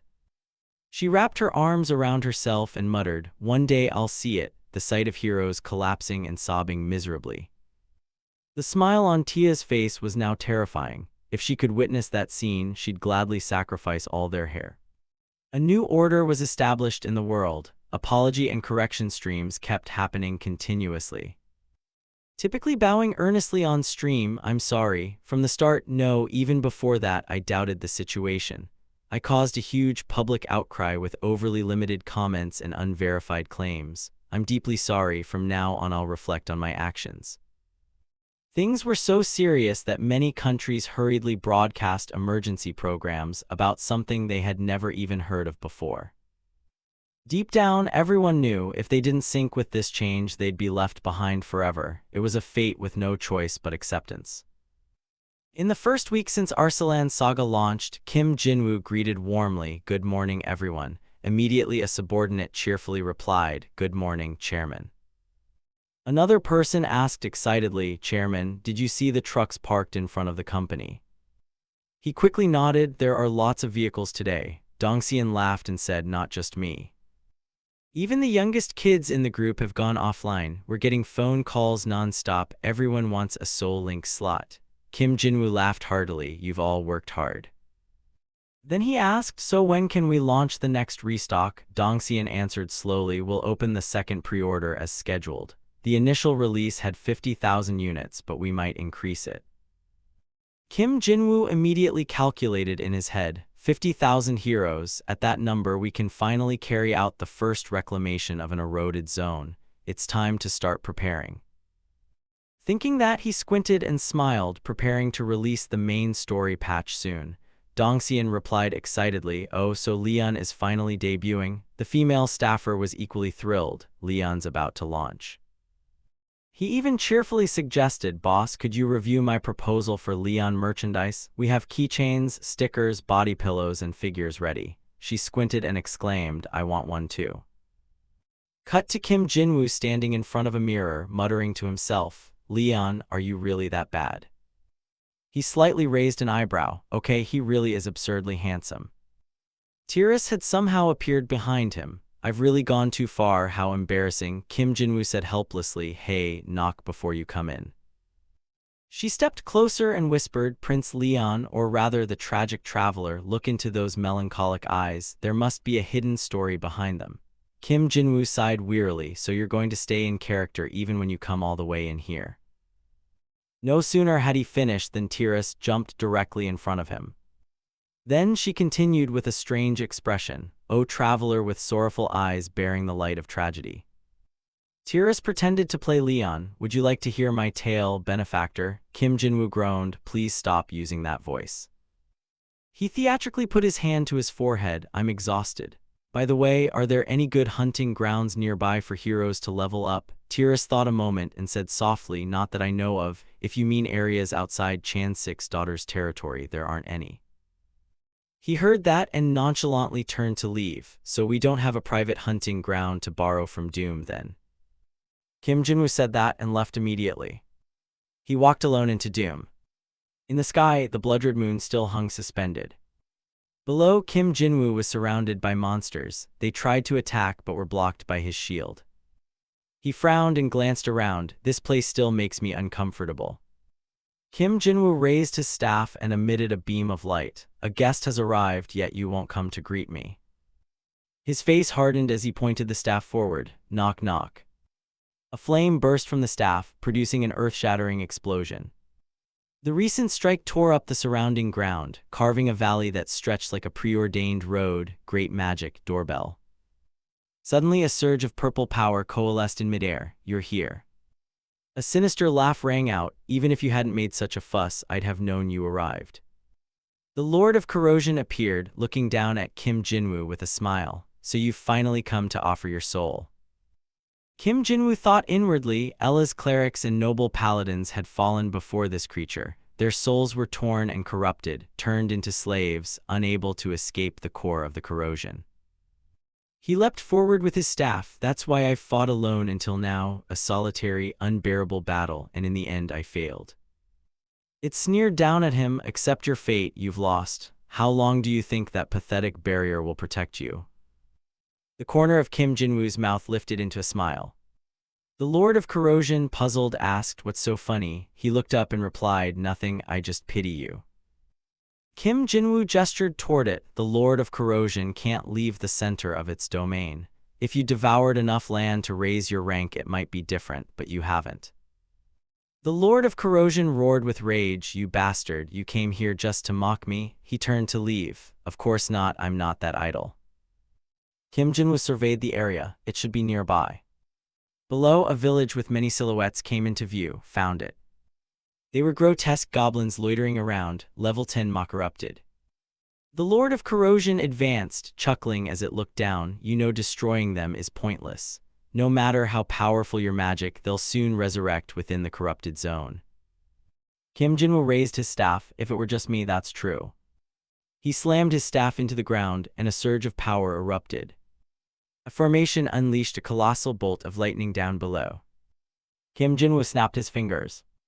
The goblins looked up in utter astonishment. Then the entire formation, carrying them all, shot up into the sky. The Lord of Corrosion cried out in shock, "Spatial magic, what are you plotting?" Kim Jinwoo waved casually and said, "I'll borrow a few for now, remember to replenish them later." It raged angrily. He glanced at the Lord of Corrosion and said, "And from now on you'll be the mid-boss of the main quest in Arslan Saga Vol. 1, hope you give a good performance." As Kim Jinwoo's back was turning, he suddenly paused as if recalling something. He clenched his hand and held it out. "Borrowed things cost a fee, you know." The Lord of Corrosion stared at his hand in bewilderment. Kim Jinwoo offered a friendly finger with a smug look, "Keep the change." The Lord of Corrosion ground its teeth and snarled, "You bastard." It unleashed a flurry of strikes at Kim Jinwoo, but he cast a shield and strolled away nonchalantly. "I'll kill you, you mage, come back here." Cut swiftly to an ecological forest. Namgung walked ahead and asked excitedly, "Goblin hunt, finally we have a real quest." Boldajang quickly replied from behind, "Sister Tia said those goblins have rare drops." The three of them felt it more clearly the deeper they went in. Hebiel looked up, puzzled. "What is this?" The sky suddenly darkened. On the observation forum, everyone was buzzing. Suddenly, a grotesque purple foot appeared. Goblins with blood-red eyes bearing weapons advanced toward them. Namgung, astonished as he watched, asked, "Goblins, but they're huge and purple, are they elite monsters?" Suddenly, a goblin let out an angry roar. Seeing that, he smugly drew his sword. "They're still pathetic little creatures. I'll end this in 3 moves." But before he could react, it lunged to attack. Namgung's eyes narrowed in shock so fast. The goblin quickly slid past him and slashed out a strike. The two behind were terrified as they watched their comrade fall. Boldajang angrily swung his staff and conjured a fire spell. "You bastards, fireball." The massive spell created a fairly large explosion. Boldajang smiled confidently, "Got hit right." The forum was also buzzing. "Wait a sec." Suddenly, from the thick smoke, a great glaive shot out. The goblin charged and skewered Boldajang through the torso with the polearm. The observation forum erupted. "Wait, why is a mage casting resurrection? Resurrection is the eternal truth in every game. Is he stupid?" Hebiel raised her bow, stammering, "Are they all dead yet?" The forum grew louder. "They're so fast, definitely elites. This is bad." Hebiel, run. "What is that guy doing? If you die you can't log in for an hour. This game is insane, scarier than a horror movie." She looked at the grotesque goblins and thought, "These aren't ordinary goblins, we can't win." Suddenly they launched a surprise attack toward her. Hebiel panicked and screamed loudly. Suddenly a blade flew in from behind. A figure leapt forward to block in front of her. The goblins, still unaware of what happened, were cut down on the spot. Hebiel stared in shock at the figure's back. He slowly turned and smiled. "We meet again, hero." Kim Jinwoo beamed and asked, "Is everyone okay?" World-class luxury watches all run on intricately interlocking components. The parts, meticulously designed by master craftsmen, operate flawlessly, proving the value of a masterpiece.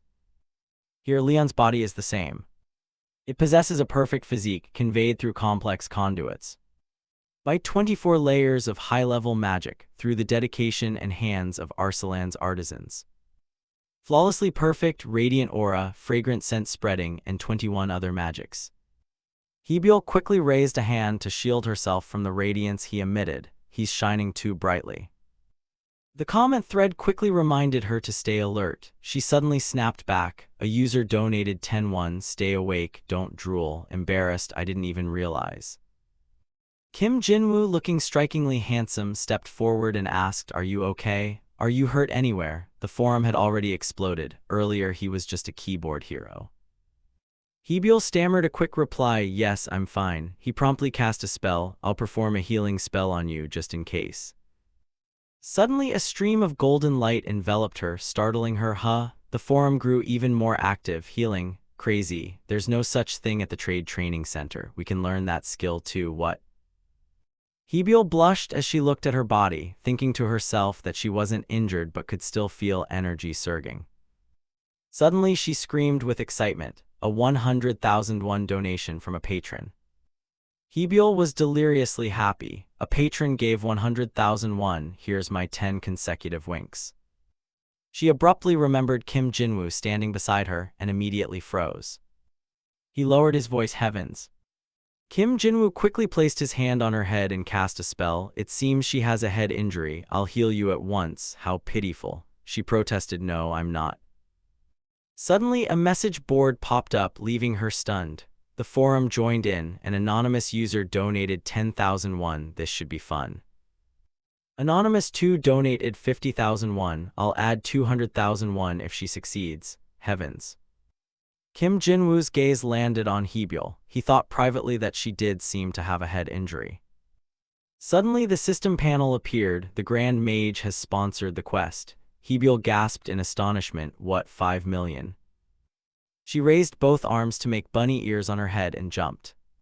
She flushed crimson and began making odd movements, jumping. Your bunny is just for you. A cute bunny suddenly appeared. After finishing, she quickly turned away, utterly embarrassed. Don't look at me like that. Kim Jinwoo thought to himself, so this is capitalism. The power of money is truly great. He smiled and reached out, saying her head definitely needs proper treatment at the temple. For now, let's move to a safe place. Hebyul burst into tears, not knowing how to explain. I told you I didn't hit my head. That was the best scene of the year, voted not only by viewers but by the entire streaming site. Cut to nighttime. Hebyul trailed behind, thinking that even his back looked handsome. Suddenly he turned back and paid attention to the girl behind him. He smiled and gently reminded her, we've arrived, watch your step. Hebyul blushed and replied, yes, thank you for worrying about me. The forum erupted again. Is there scientific evidence for speaking in a coquettish voice to a handsome guy? But Leon doesn't even show a player info window. He's the protagonist, right? With that looks and stats, he's surely the main character. Kim Jinwoo turned and smiled. The goblins probably won't chase us this far. She smiled back, yes. Hebyul bowed a full 180 degrees. Thank you for saving me. My thanks are belated, but my name is Hebyul. Kim Jinwoo smiled and extended his hand to introduce himself. I'm Leon, a traveler. He quickly offered an excuse. I'm traveling and investigating the corrosion. That's when I discovered monsters corrupted by the corrosion appearing around Avant. I wanted to believe the magic barrier still held, but perhaps a sinister plot is underway. Hebyul asked, are the purple goblins also caused by the corrosion? He quickly replied, yes, they've been corrupted by the corrosion. Special note, Hebyul. Suddenly Kim Jinwoo's eyes lit up. He used a probing skill and thought to himself that her favorability is definitely A rank. She could become the central figure of this expedition. Kim Jinwoo reached out and pleaded, my strength alone isn't enough. I beg you, warrior, please destroy the corrupted goblins. The system panel quickly appeared. Leon's request, imminent conspiracy, favorability increased, and the main storyline unlocked. Hebyul widened her eyes in astonishment. Finally, a main quest. Do I have to gather a raiding force? She began to recall, but is it feasible to gather 200 people? Between herb gathering and traveling around, everyone seems busy with their own affairs. Hebyul clenched her fists. No, I have to do this because it's Leon's request. Her hand gripped his hand tightly. With a face flushed like a tomato, Hebyul replied, I'll do my best. After assigning Hebyul her first quest, Kim Jinwoo, as Leon, got busy. From behind he shouted encouragement, warrior, I will support you. He helped the hunters and everyone kept saying, thank you, sir. By day's end he was smiling and praising the girls. It's impressive you gathered so many herbs, even Avant's apothecaries would struggle to do this. The girl thought excitedly that Leon praised her. He had helped harvest the herbs. Kim Jinwoo produced a large sack and said, these are various medicines and items, a small token of my sincerity for the warriors. Those who received the sack worriedly asked if it was okay to give everything away like this. Leon, you'll be left with nothing. Kim Jinwoo smiled broadly and generously replied, I'm fine, don't I still have all of you? Various heartwarming stories about Leon began to flood the online communities. A girl who once feared leaving her room thought of Leon calling her a warrior, so she resolved to muster the courage to live up to that title. When the girl opened the door and stepped outside, her mother embraced her and cried, she felt deeply guilty. Her heart ached most when seeing her mother blame herself. She vowed to herself that as a warrior she would no longer live miserably. She would find work and pay off her debts, and with many new recruits joining Arsalan, she would look after warriors like herself. Comments appeared. Wonderful. This is a true warrior, someone who summons all their courage. This is the positive cycle of gaming. Lord Leon, he's a god. Kim Jinwoo looked at the tablet and smiled to himself. The effort of running around wasn't wasted. They have more motivation and the atmosphere is good. At this rate, the raiding force will be assembled soon. Should I speed up the plan a bit? He was now striding towards some destination. The door to the room slowly opened. Kim Jinwoo strode into that glittering room. Tiras was quite surprised to see him. You're back, master. He quickly approached to inquire about the control device's status. She replied softly, it's been connected perfectly. The magic tower serves as an intermediary, allowing us to control the specifics from here. Kim Jinwoo smiled up approvingly. Good, I can sense the energy of the corrosion core behind this temporary core. He looked up and thought that if goblins appeared more often, they'd form a raiding force much faster. Without turning, Kim Jinwoo ordered Tia, bring Hasman, Hallen, and the key NPCs here. She quickly replied, yes, sir. May I ask why you're assembling them? The corner of Kim Jinwoo's mouth lifted. It's time for you. With a sickly look and face, he continued to transform into goblins. Hasman and Hallen excitedly stepped forward. You called us, sir. We heard there's something we can do for Arsalan. We'll help as much as we can. Kim Jinwoo helplessly warned, don't press your face so close to me. Please sit down. They both hurriedly complied. What kind of work is it? I'll do my best to support. He looked at them and said, Tiras hasn't told you yet, then I'll explain once Tia arrives. Suddenly a voice from behind made him start. I'm right here, Jinwoo. Tia stepped forward with dark-circled eyes and asked in a voice that scared him enough to shout, what's the matter? Kim Jinwoo glared at her angrily. Cut it out. Are you making invading someone's personal space the new trend? You scared me half to death. He looked at her bedraggled self and asked in concern, anyway, what happened to you? Is something wrong? Tia repeated the question sarcastically. Something wrong? Are you serious? She angrily recounted, why does the magic tower keep creating those useless titles? That damned hero. He told me if I did well, I'd get a title. He spent the whole day at the Adventurers Guild playing stupid pranks in front of me, causing chaos and stealing. Kim Jinwoo helplessly soothed, calm down. She still shouted angrily, please don't waste precious mana stones on that nonsense anymore. Got it. He could only give a wry smile. I know, sorry about that. Kim Jinwoo turned back to the two and asked, how have you been, Hallen and Hasman? Hallen hung his head and said that the heroes are starting to suspect my true identity. I'm just sitting here doing my job, but they're openly whispering now. Maybe I should just kill them all. Hasman also bowed his head and added, same here. They don't know a damn thing, yet act like they know everything. The room's atmosphere suddenly turned gloomy and bleak. Tia looked up and asked, so why did you call us? Kim Jinwoo quickly answered, Tiras, why didn't you tell them? Because I wanted to observe everyone's reactions up close. You truly are one of a kind. You produced a game controller. Here, take this. Tia took it, inspected it, and asked what it was. He quickly explained, a goblin control device. You three will become goblins and slaughter the heroes to help them gain experience. Hearing that, Tia burst into tears and wanted to return it. What? Now you want us to go so far as to control those filthy creatures, and on top of that we have to become goblins, be trampled and killed by the heroes. That's too much. He quickly gestured to stop her. It's all for Arsalan. The heroes must be eliminated so the raiding force can form faster. Tia showed a sly expression, all for Arsalan. The heroes need to be eliminated so the raiding force can be assembled more quickly. Anyway, this actually looks kind of fun. How do we use it? Kim Jinwoo, though exasperated, replied, I'll explain. The left joystick moves you and pressing the right button performs the assigned action. The controller's been simplified so it's not too hard. He waved his hand. I'll turn on the display, give it a try. Tia looked up at the screen and began to try moving like this. The goblin on the screen started to move, exciting her. It's moving. Hallen stepped closer, curious. This is pretty cool.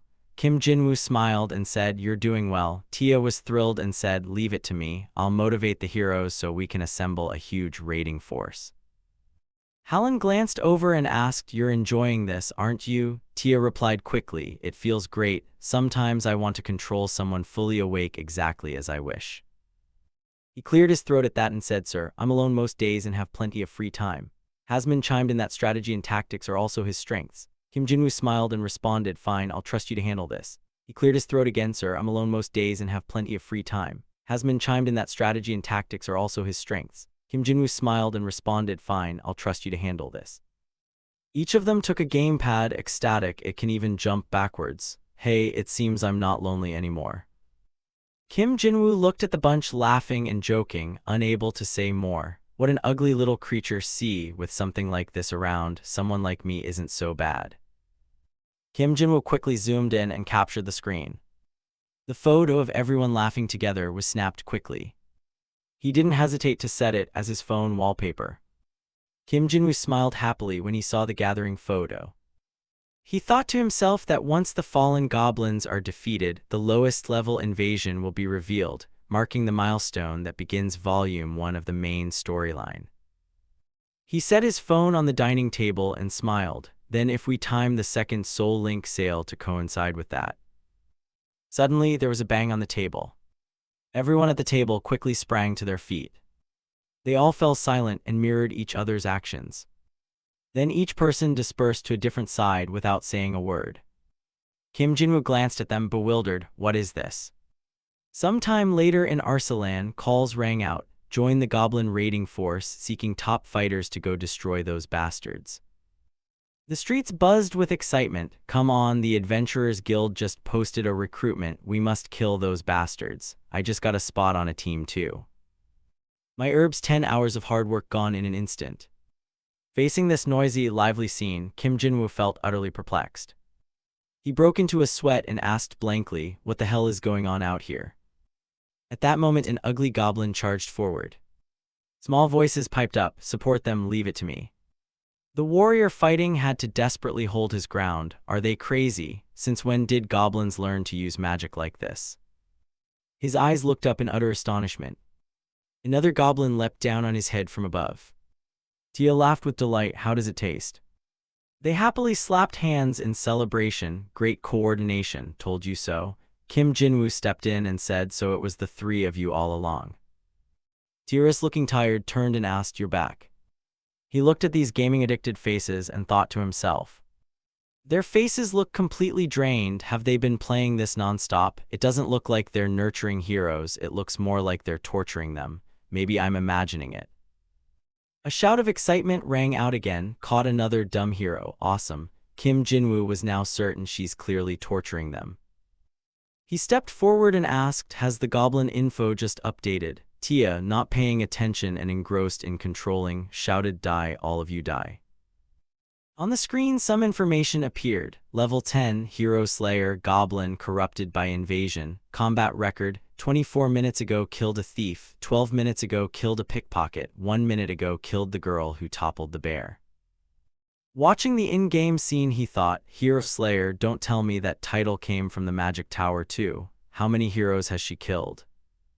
Helen turned and suggested, "Tia, I think it's time we do that." She replied cheerfully, "You're right, I almost forgot the important part." On the screen, the goblin stepped toward the fallen man. It placed its foot on the hero's head. Then the goblin repeatedly brandished the weapon in its hand. The others were furious at the sight. Hey, look there, are they trampling their comrades? Those damn goblins are crazy. Tia was ecstatic. What can you heroes even do to us? Absolutely nothing, right? Kim Jinwoo watched from the side, helpless. Where did they learn those tricks? He smiled inwardly. This should be stimulating enough. Just as expected, weapons were quickly raised in unison. The impact spread faster and far stronger than anticipated. Kim Jinwoo transformed into a handsome man again, smirking. Now it truly begins. He strode forward with dignified grandeur. Kim Jinwoo wore a determined smile. Time to go. Thompson stared at his companion and asked, "Urugum, my friend, are you really going all the way?"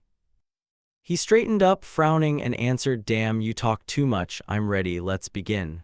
Thompson laughed and said, "Look at you so confident." He began hoisting his large hammer and said, "Let's see if you can keep that face after it's over." Then he shouted and slammed the iron shield on the table. It immediately burst into a brilliant light.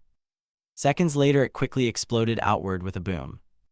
When it was over, Thompson mocked with a smirk, "Slipped my hand, my bad, what a shame."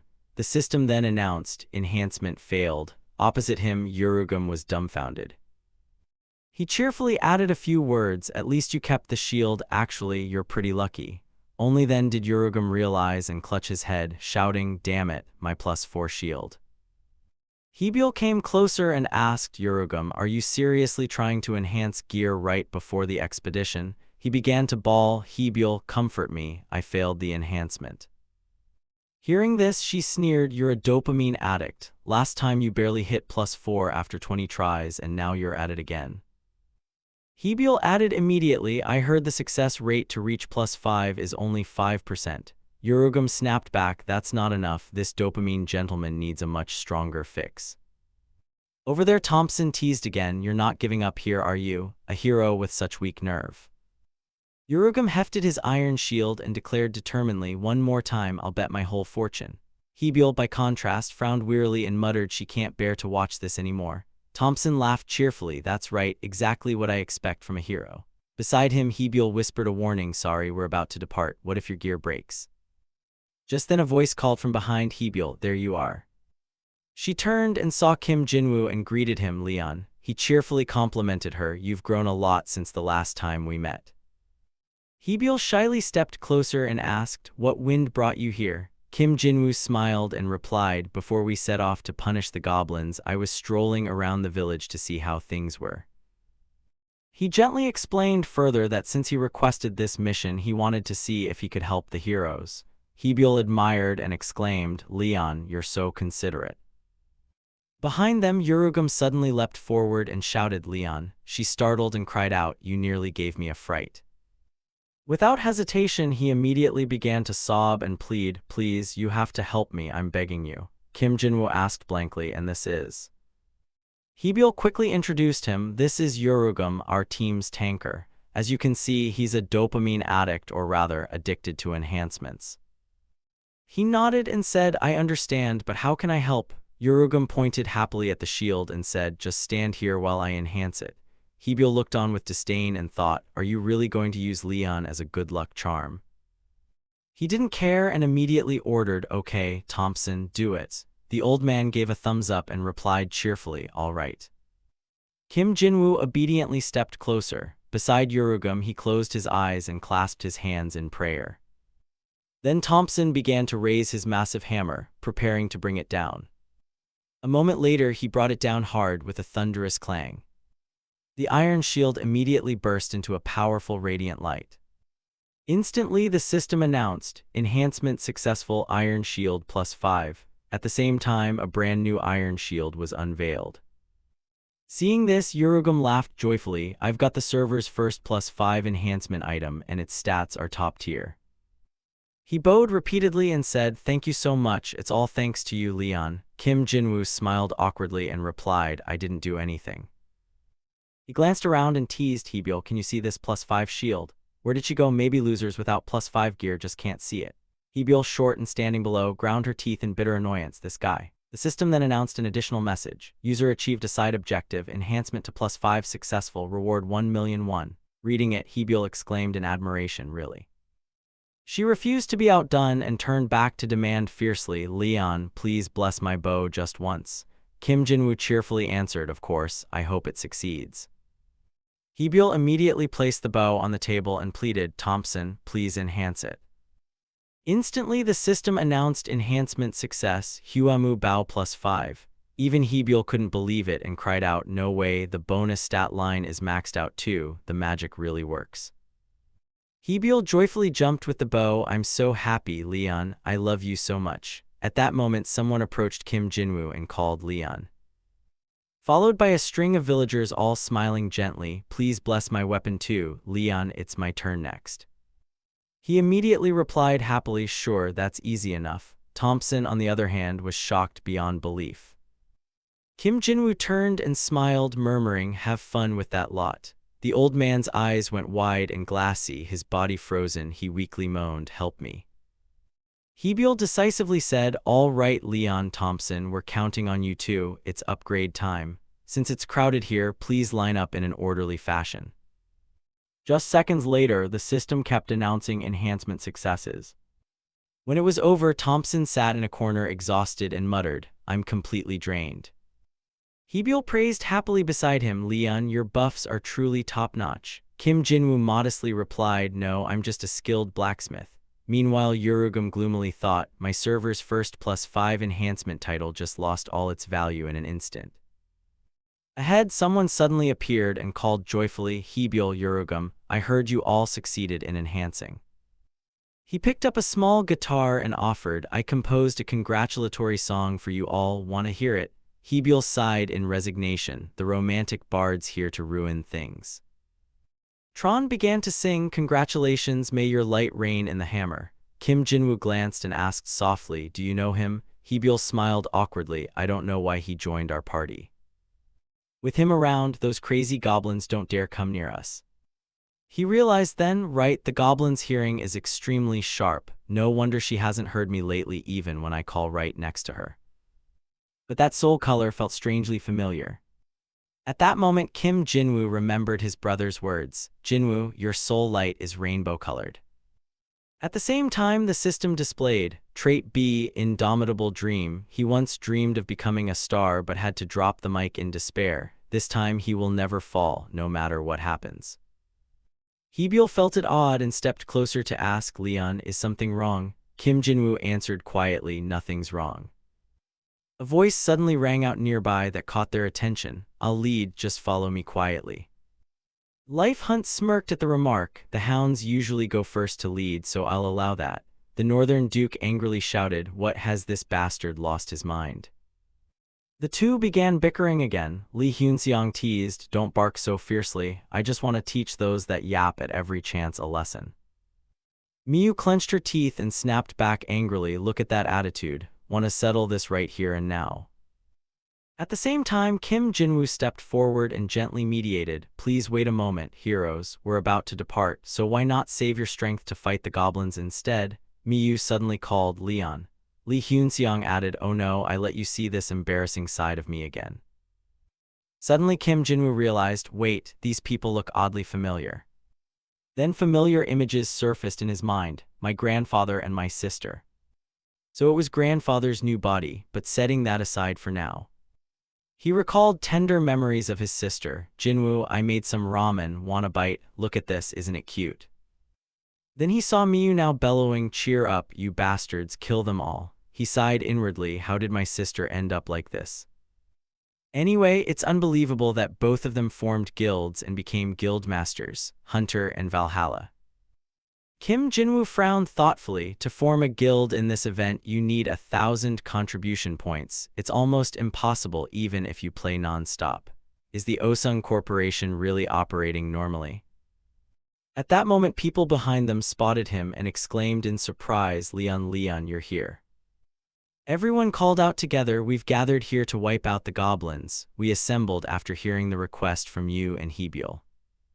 He turned and spoke politely, "Truly thank you all for answering my request." The other replied gently, "Of course, you helped us after all."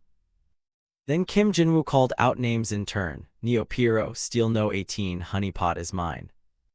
Nanonyms, Lantnym, Lightning Shikainim." Upon hearing this, some people admired, "Leon just called my name." He spoke softly and asked, "You have all grown wonderfully. To fight beside these heroes is my greatest honor. Will you grant me this privilege?" Everyone cheered in unison, "Of course, let's fight together." Kim Jinwoo smiled and replied, "Excellent, let's depart." Then he led the way out toward the city gate. At that moment, Heine called out loudly, "Knights of Ella." She and her soldiers raised their swords and shouted, "Hail the heroes." Next, a decisive, powerful footstep struck the ground. Kim Jinwoo and the others charged out boldly. Time quickly moved toward dusk, and the group marched on enthusiastically. Urugum looked around excitedly and said, "This view is amazing." He cheerfully added, "Such a beautiful scene, I suddenly crave a drink." Someone behind eagerly suggested, I brought some fruit wine, want a bit? Beside them, Tronile quickly grabbed paper and feverishly wrote, looking at this gorgeous scenery, inspiration keeps flowing, write it down before you forget. Miyu scowled and complained, can you stop playing that weird heavy metal? Everyone's mood was extremely confident. Kim Jinwoo looked back and thought, maybe it's because we treat this like a game that it doesn't feel so serious. He smiled inwardly, no, this is enough. If we force them to fight, they'd be no better than slave labor. From now on, continue selecting heroes, train them, help them grow and fight. Then suddenly a voice called, my lord. He smiled inwardly, no, this is enough. If we force them to fight, they'd be no better than slave labor. From now on, continue selecting heroes, train them, help them grow and fight. Then suddenly a voice called, my lord. Tia at the rear also shouted excitedly, we're ready too, the goblins have grown stronger, look forward to it. Those in the back raised 2 fingers and cheerfully reported, Hallen and Hasman have gone to prepare their part, and all the villagers resting are watching from our secret base. He smiled softly and replied, good, then they should be close by. Everyone soon reached the misty forest. He quietly resolved, begin staging the 5th ring. They all entered, keeping watch with their eyes. People looked around and wondered aloud, why has the fog suddenly thickened? We can't see the path, this is serious. They must have put a lot of effort into this. Above, Kim Jinwoo calmly explained, it seems the corruption is affecting this area and closing all of this inside a magical barrier. Hebyul exclaimed in surprise, what? At the same time, a creature with purple tentacles approached. Yet Kim Jinwoo, unaware, continued, they must know we're coming, there's surely a powerful entity intervening. He warned seriously and cautiously, we should retreat for now, but before he finished, one of those tentacles lunged to attack. Luckily, he raised his sword in time to block it. Kim Jinwoo immediately turned and shouted a warning, everyone fall back, this is a corruption attack. The tentacle strikes also lunged below, causing Hebyul and the others to gasp in fright, and offering ritual right in the middle of the battlefield. Urugum looked up in shock and shouted, what the hell is that? Then something gigantic suddenly rose up in front of Hebyul. They immediately coalesced into a monster readying itself to attack. At the same time, a sword decisively plunged into its body. The owner of that blade was none other than Kim Jinwoo. He let out a loud shout and concentrated, causing the sword to begin shining brilliantly.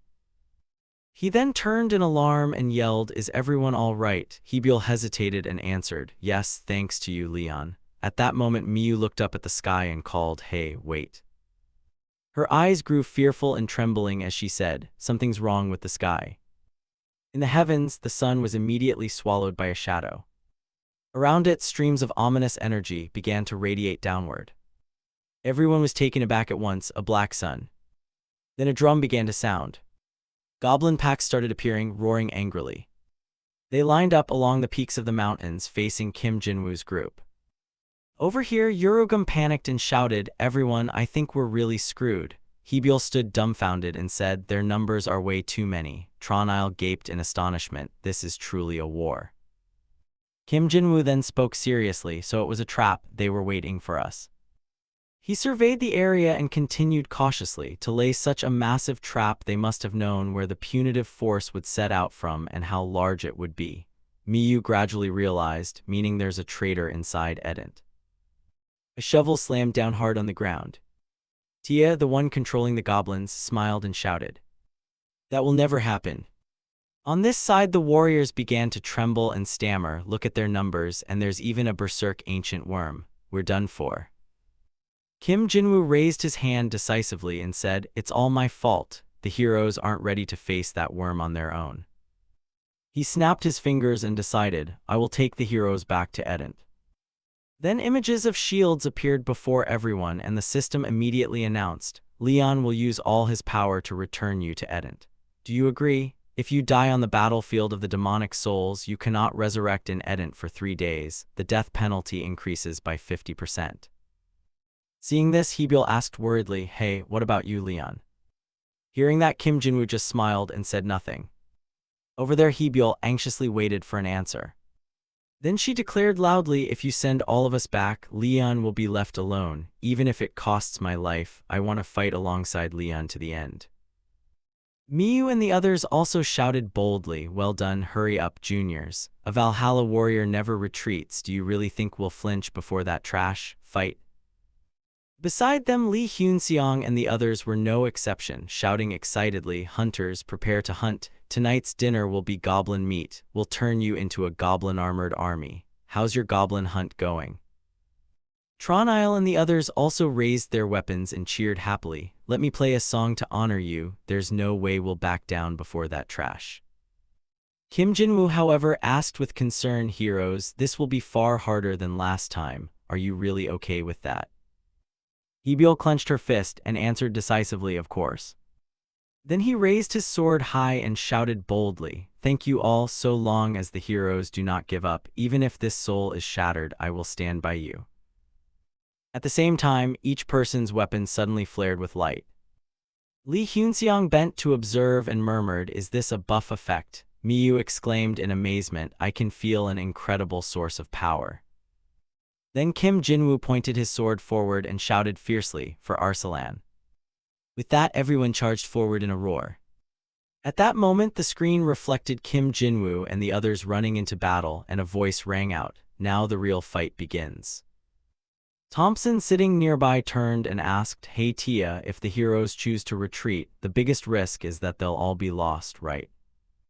She began to smile and explain, it doesn't really matter, no matter what, they won't get out. Since the plot is being forced to move forward, that part will be skipped. Thompson replied admiringly, truly deserving of you, Tia. At the same time, she thought differently in her head. In that case, they've probably given up expecting anything from the heroes, but Jinwoo was right. Those heroes from other worlds really are fighting the monsters for our sake.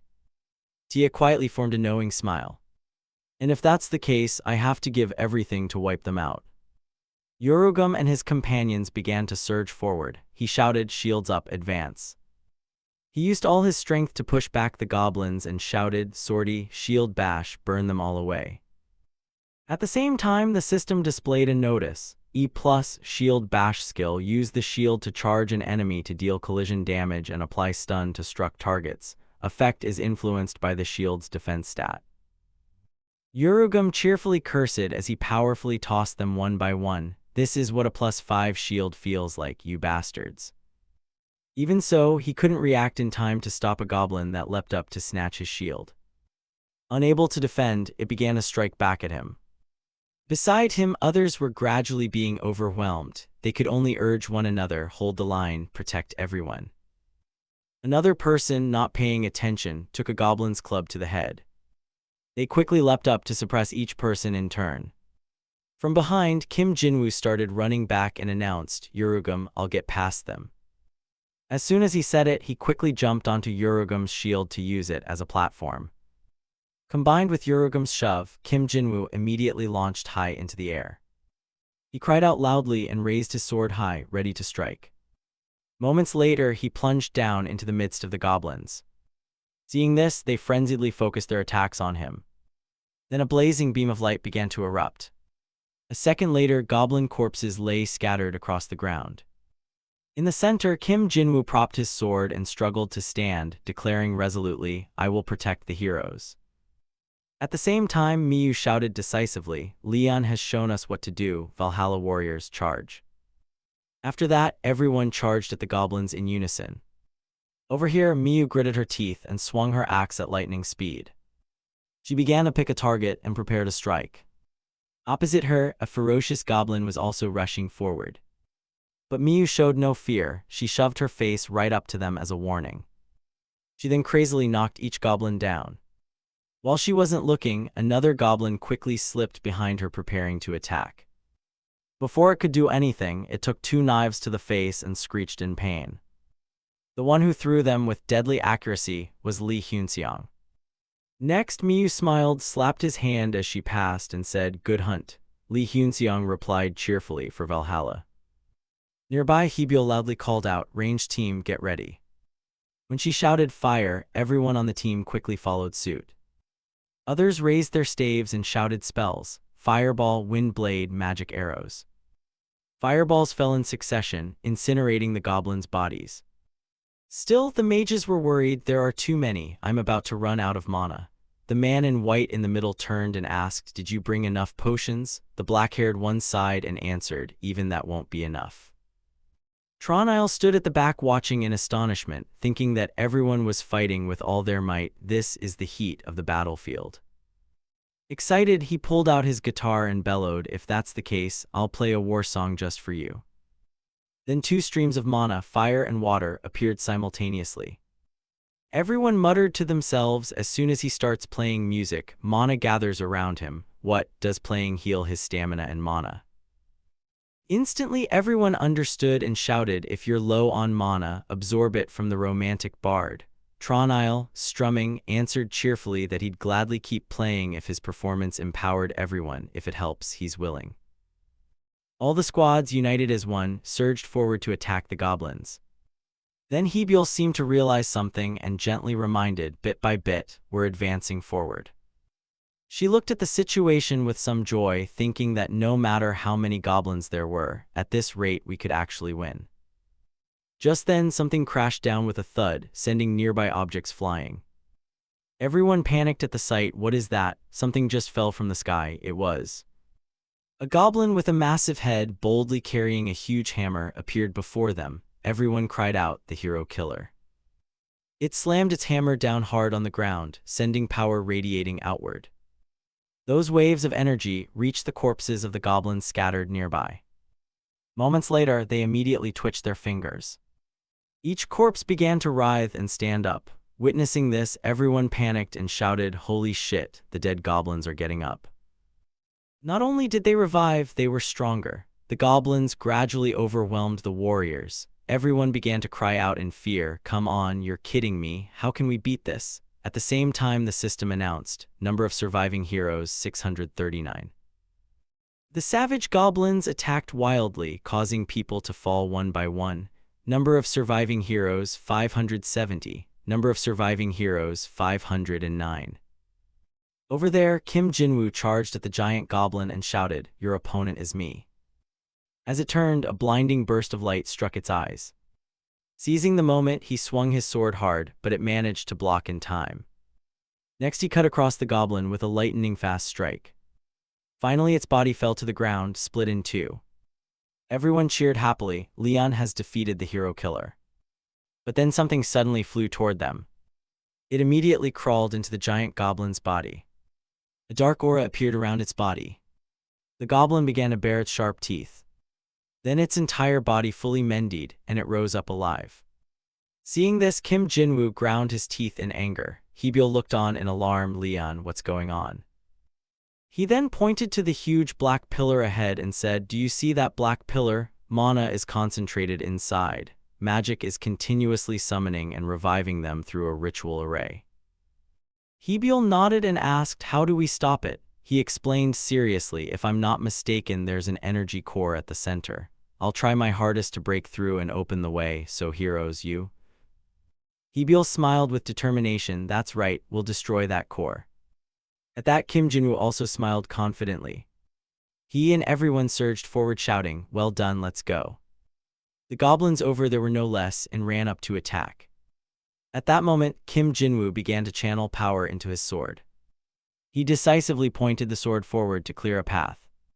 At last, he was able to get close to the red pillar.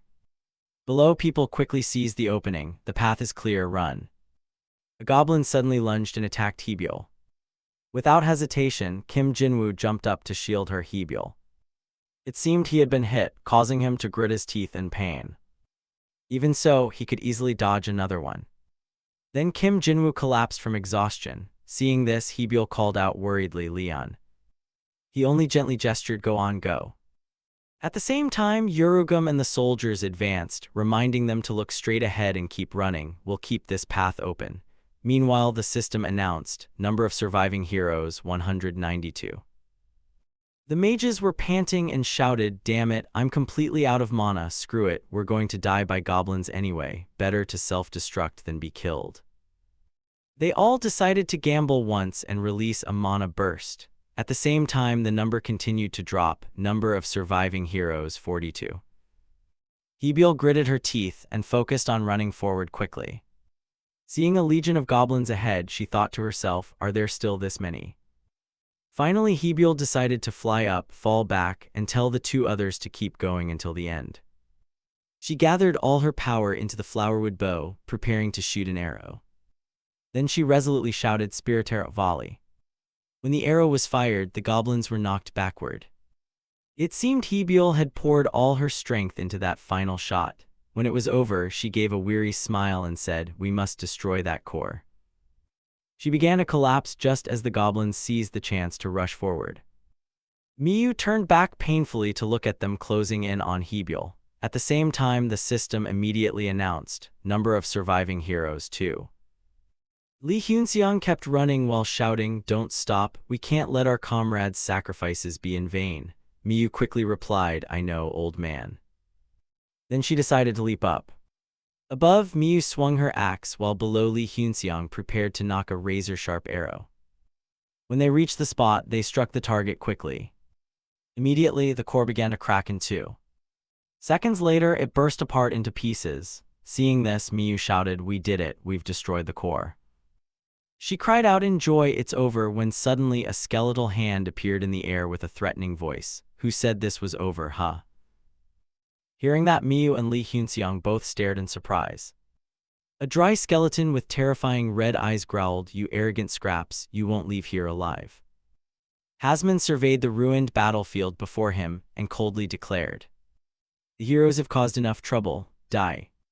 Dark magic gathered around his staff, countless runes appearing in the sky, you disgusting remnants of light. Terrible magic rained down on the battlefield. Seeing the attack coming, the heroes immediately realized they couldn't stop it. Just before the magic struck, Lian stepped forward alone. He raised his sword and took the destructive blow head-on. The explosion completely engulfed his figure. As the light gradually faded, the attack had been stopped. But the knight slowly dropped to one knee. Two nearby heroes immediately ran over. Sir Lian, are you all right? Hasman looked at them with contempt. You insects cling to life so desperately. Another massive rune array appeared beneath him. Immediately after, a giant troll stepped out of the gate. Hasman pointed his staff at the exhausted heroes. Go, finish them. The giant troll charged straight at Lian. Although badly wounded, Lian slowly stood up. They'd come this far, they couldn't lose now. He turned to the remaining heroes and smiled. We didn't come this far just to lose. The heroes immediately responded, we will fight with you until the last moment. The troll swung its massive weapon down. Lian used his sword to block the blow and, with sheer will, pushed the monster back. Meanwhile, the entire battle was being broadcast live around the world. Millions of viewers couldn't believe their eyes. One viewer angrily slammed the table. The devs are trying to kill all the players with an impossible event. He clenched his fist in regret. I should have bought Soul Link in the initial sale instead of doubting it. Just then, a notification appeared on the screen. Goddess Ella of the event is pleading to future heroes. Will you lend us your strength? Across the country, countless people received the same notification. Many viewers couldn't believe that even the audience was allowed to participate. In a crowded subway car, people looked at each other after receiving the notification. Future heroes, are they talking about us? Without hesitation, everyone pressed yes. Back on the battlefield, Lian continued to fight the troll. When his sword collided with the creature, a brilliant beam of light suddenly enveloped the entire battlefield. A hero exclaimed in astonishment, what is this light? It's injuring the troll. Lian smiled. The goddess has summoned the will of the future heroes. The warriors, puzzled, asked what he meant. Lian explained the goddess sacrificed everything to summon heroes from other worlds. She saw the courage and will of all of you. You are the only ones who can stop the corruption. Thanks to you, we can finally dream of a future free of the curse. He tightened his grip on his sword. So, please lend me your strength.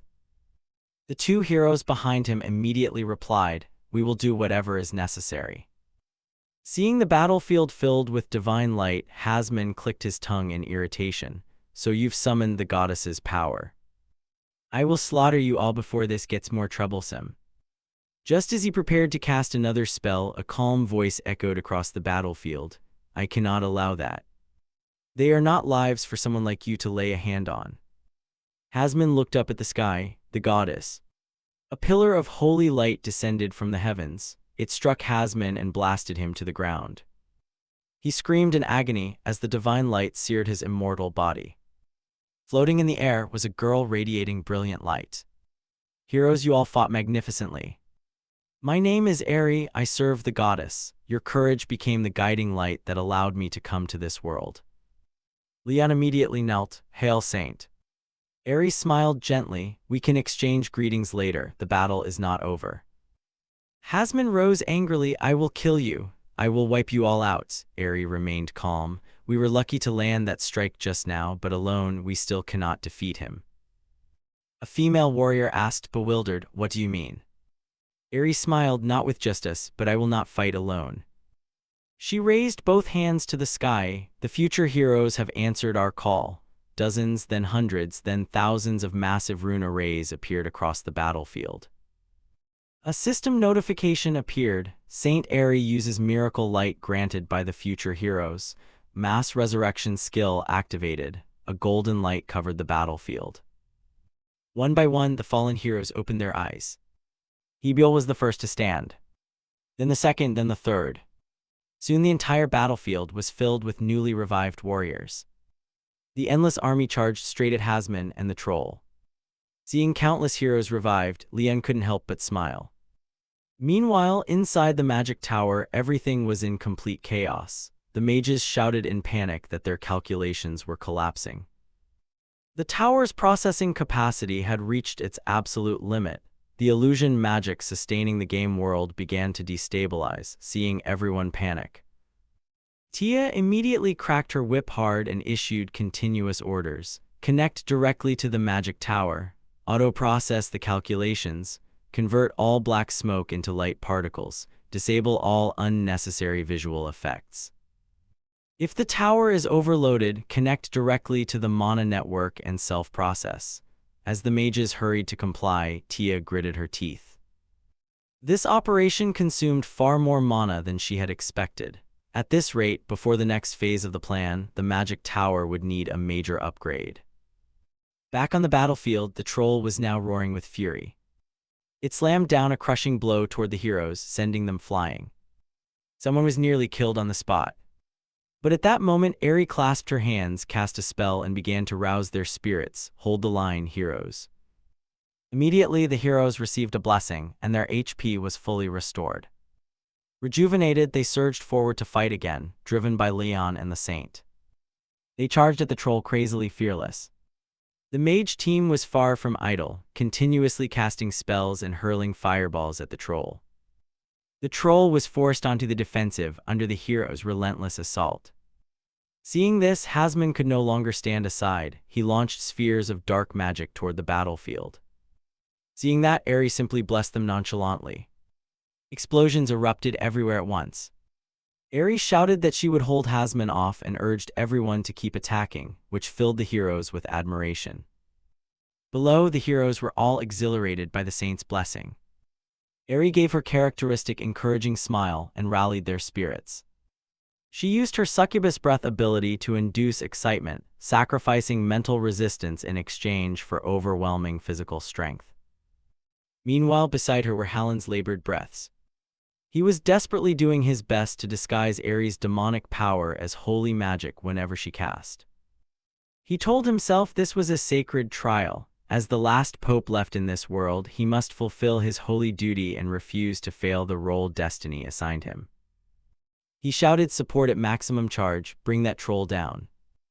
Miyu leapt forward wielding her axe. She swung a blow straight at the troll's head, blood spraying everywhere. Its body was cleft in two. Then it collapsed to the ground before everyone's eyes. The troll disintegrated into ash. The heroes had done it. They excitedly celebrated their victory.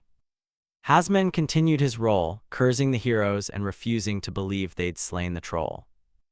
Leon now shouted at Hasman that he'd run out of cards.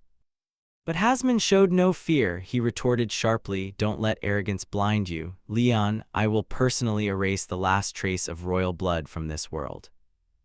Kim Jinwoo, inside Leon's body, silently contacted Hasman and asked what he thought about enhancing the special effects for this finale. Hasman replied with eager enthusiasm, already implementing it. He shouted, "Initiating now, master," then hurled spheres of dark energy toward the heroes.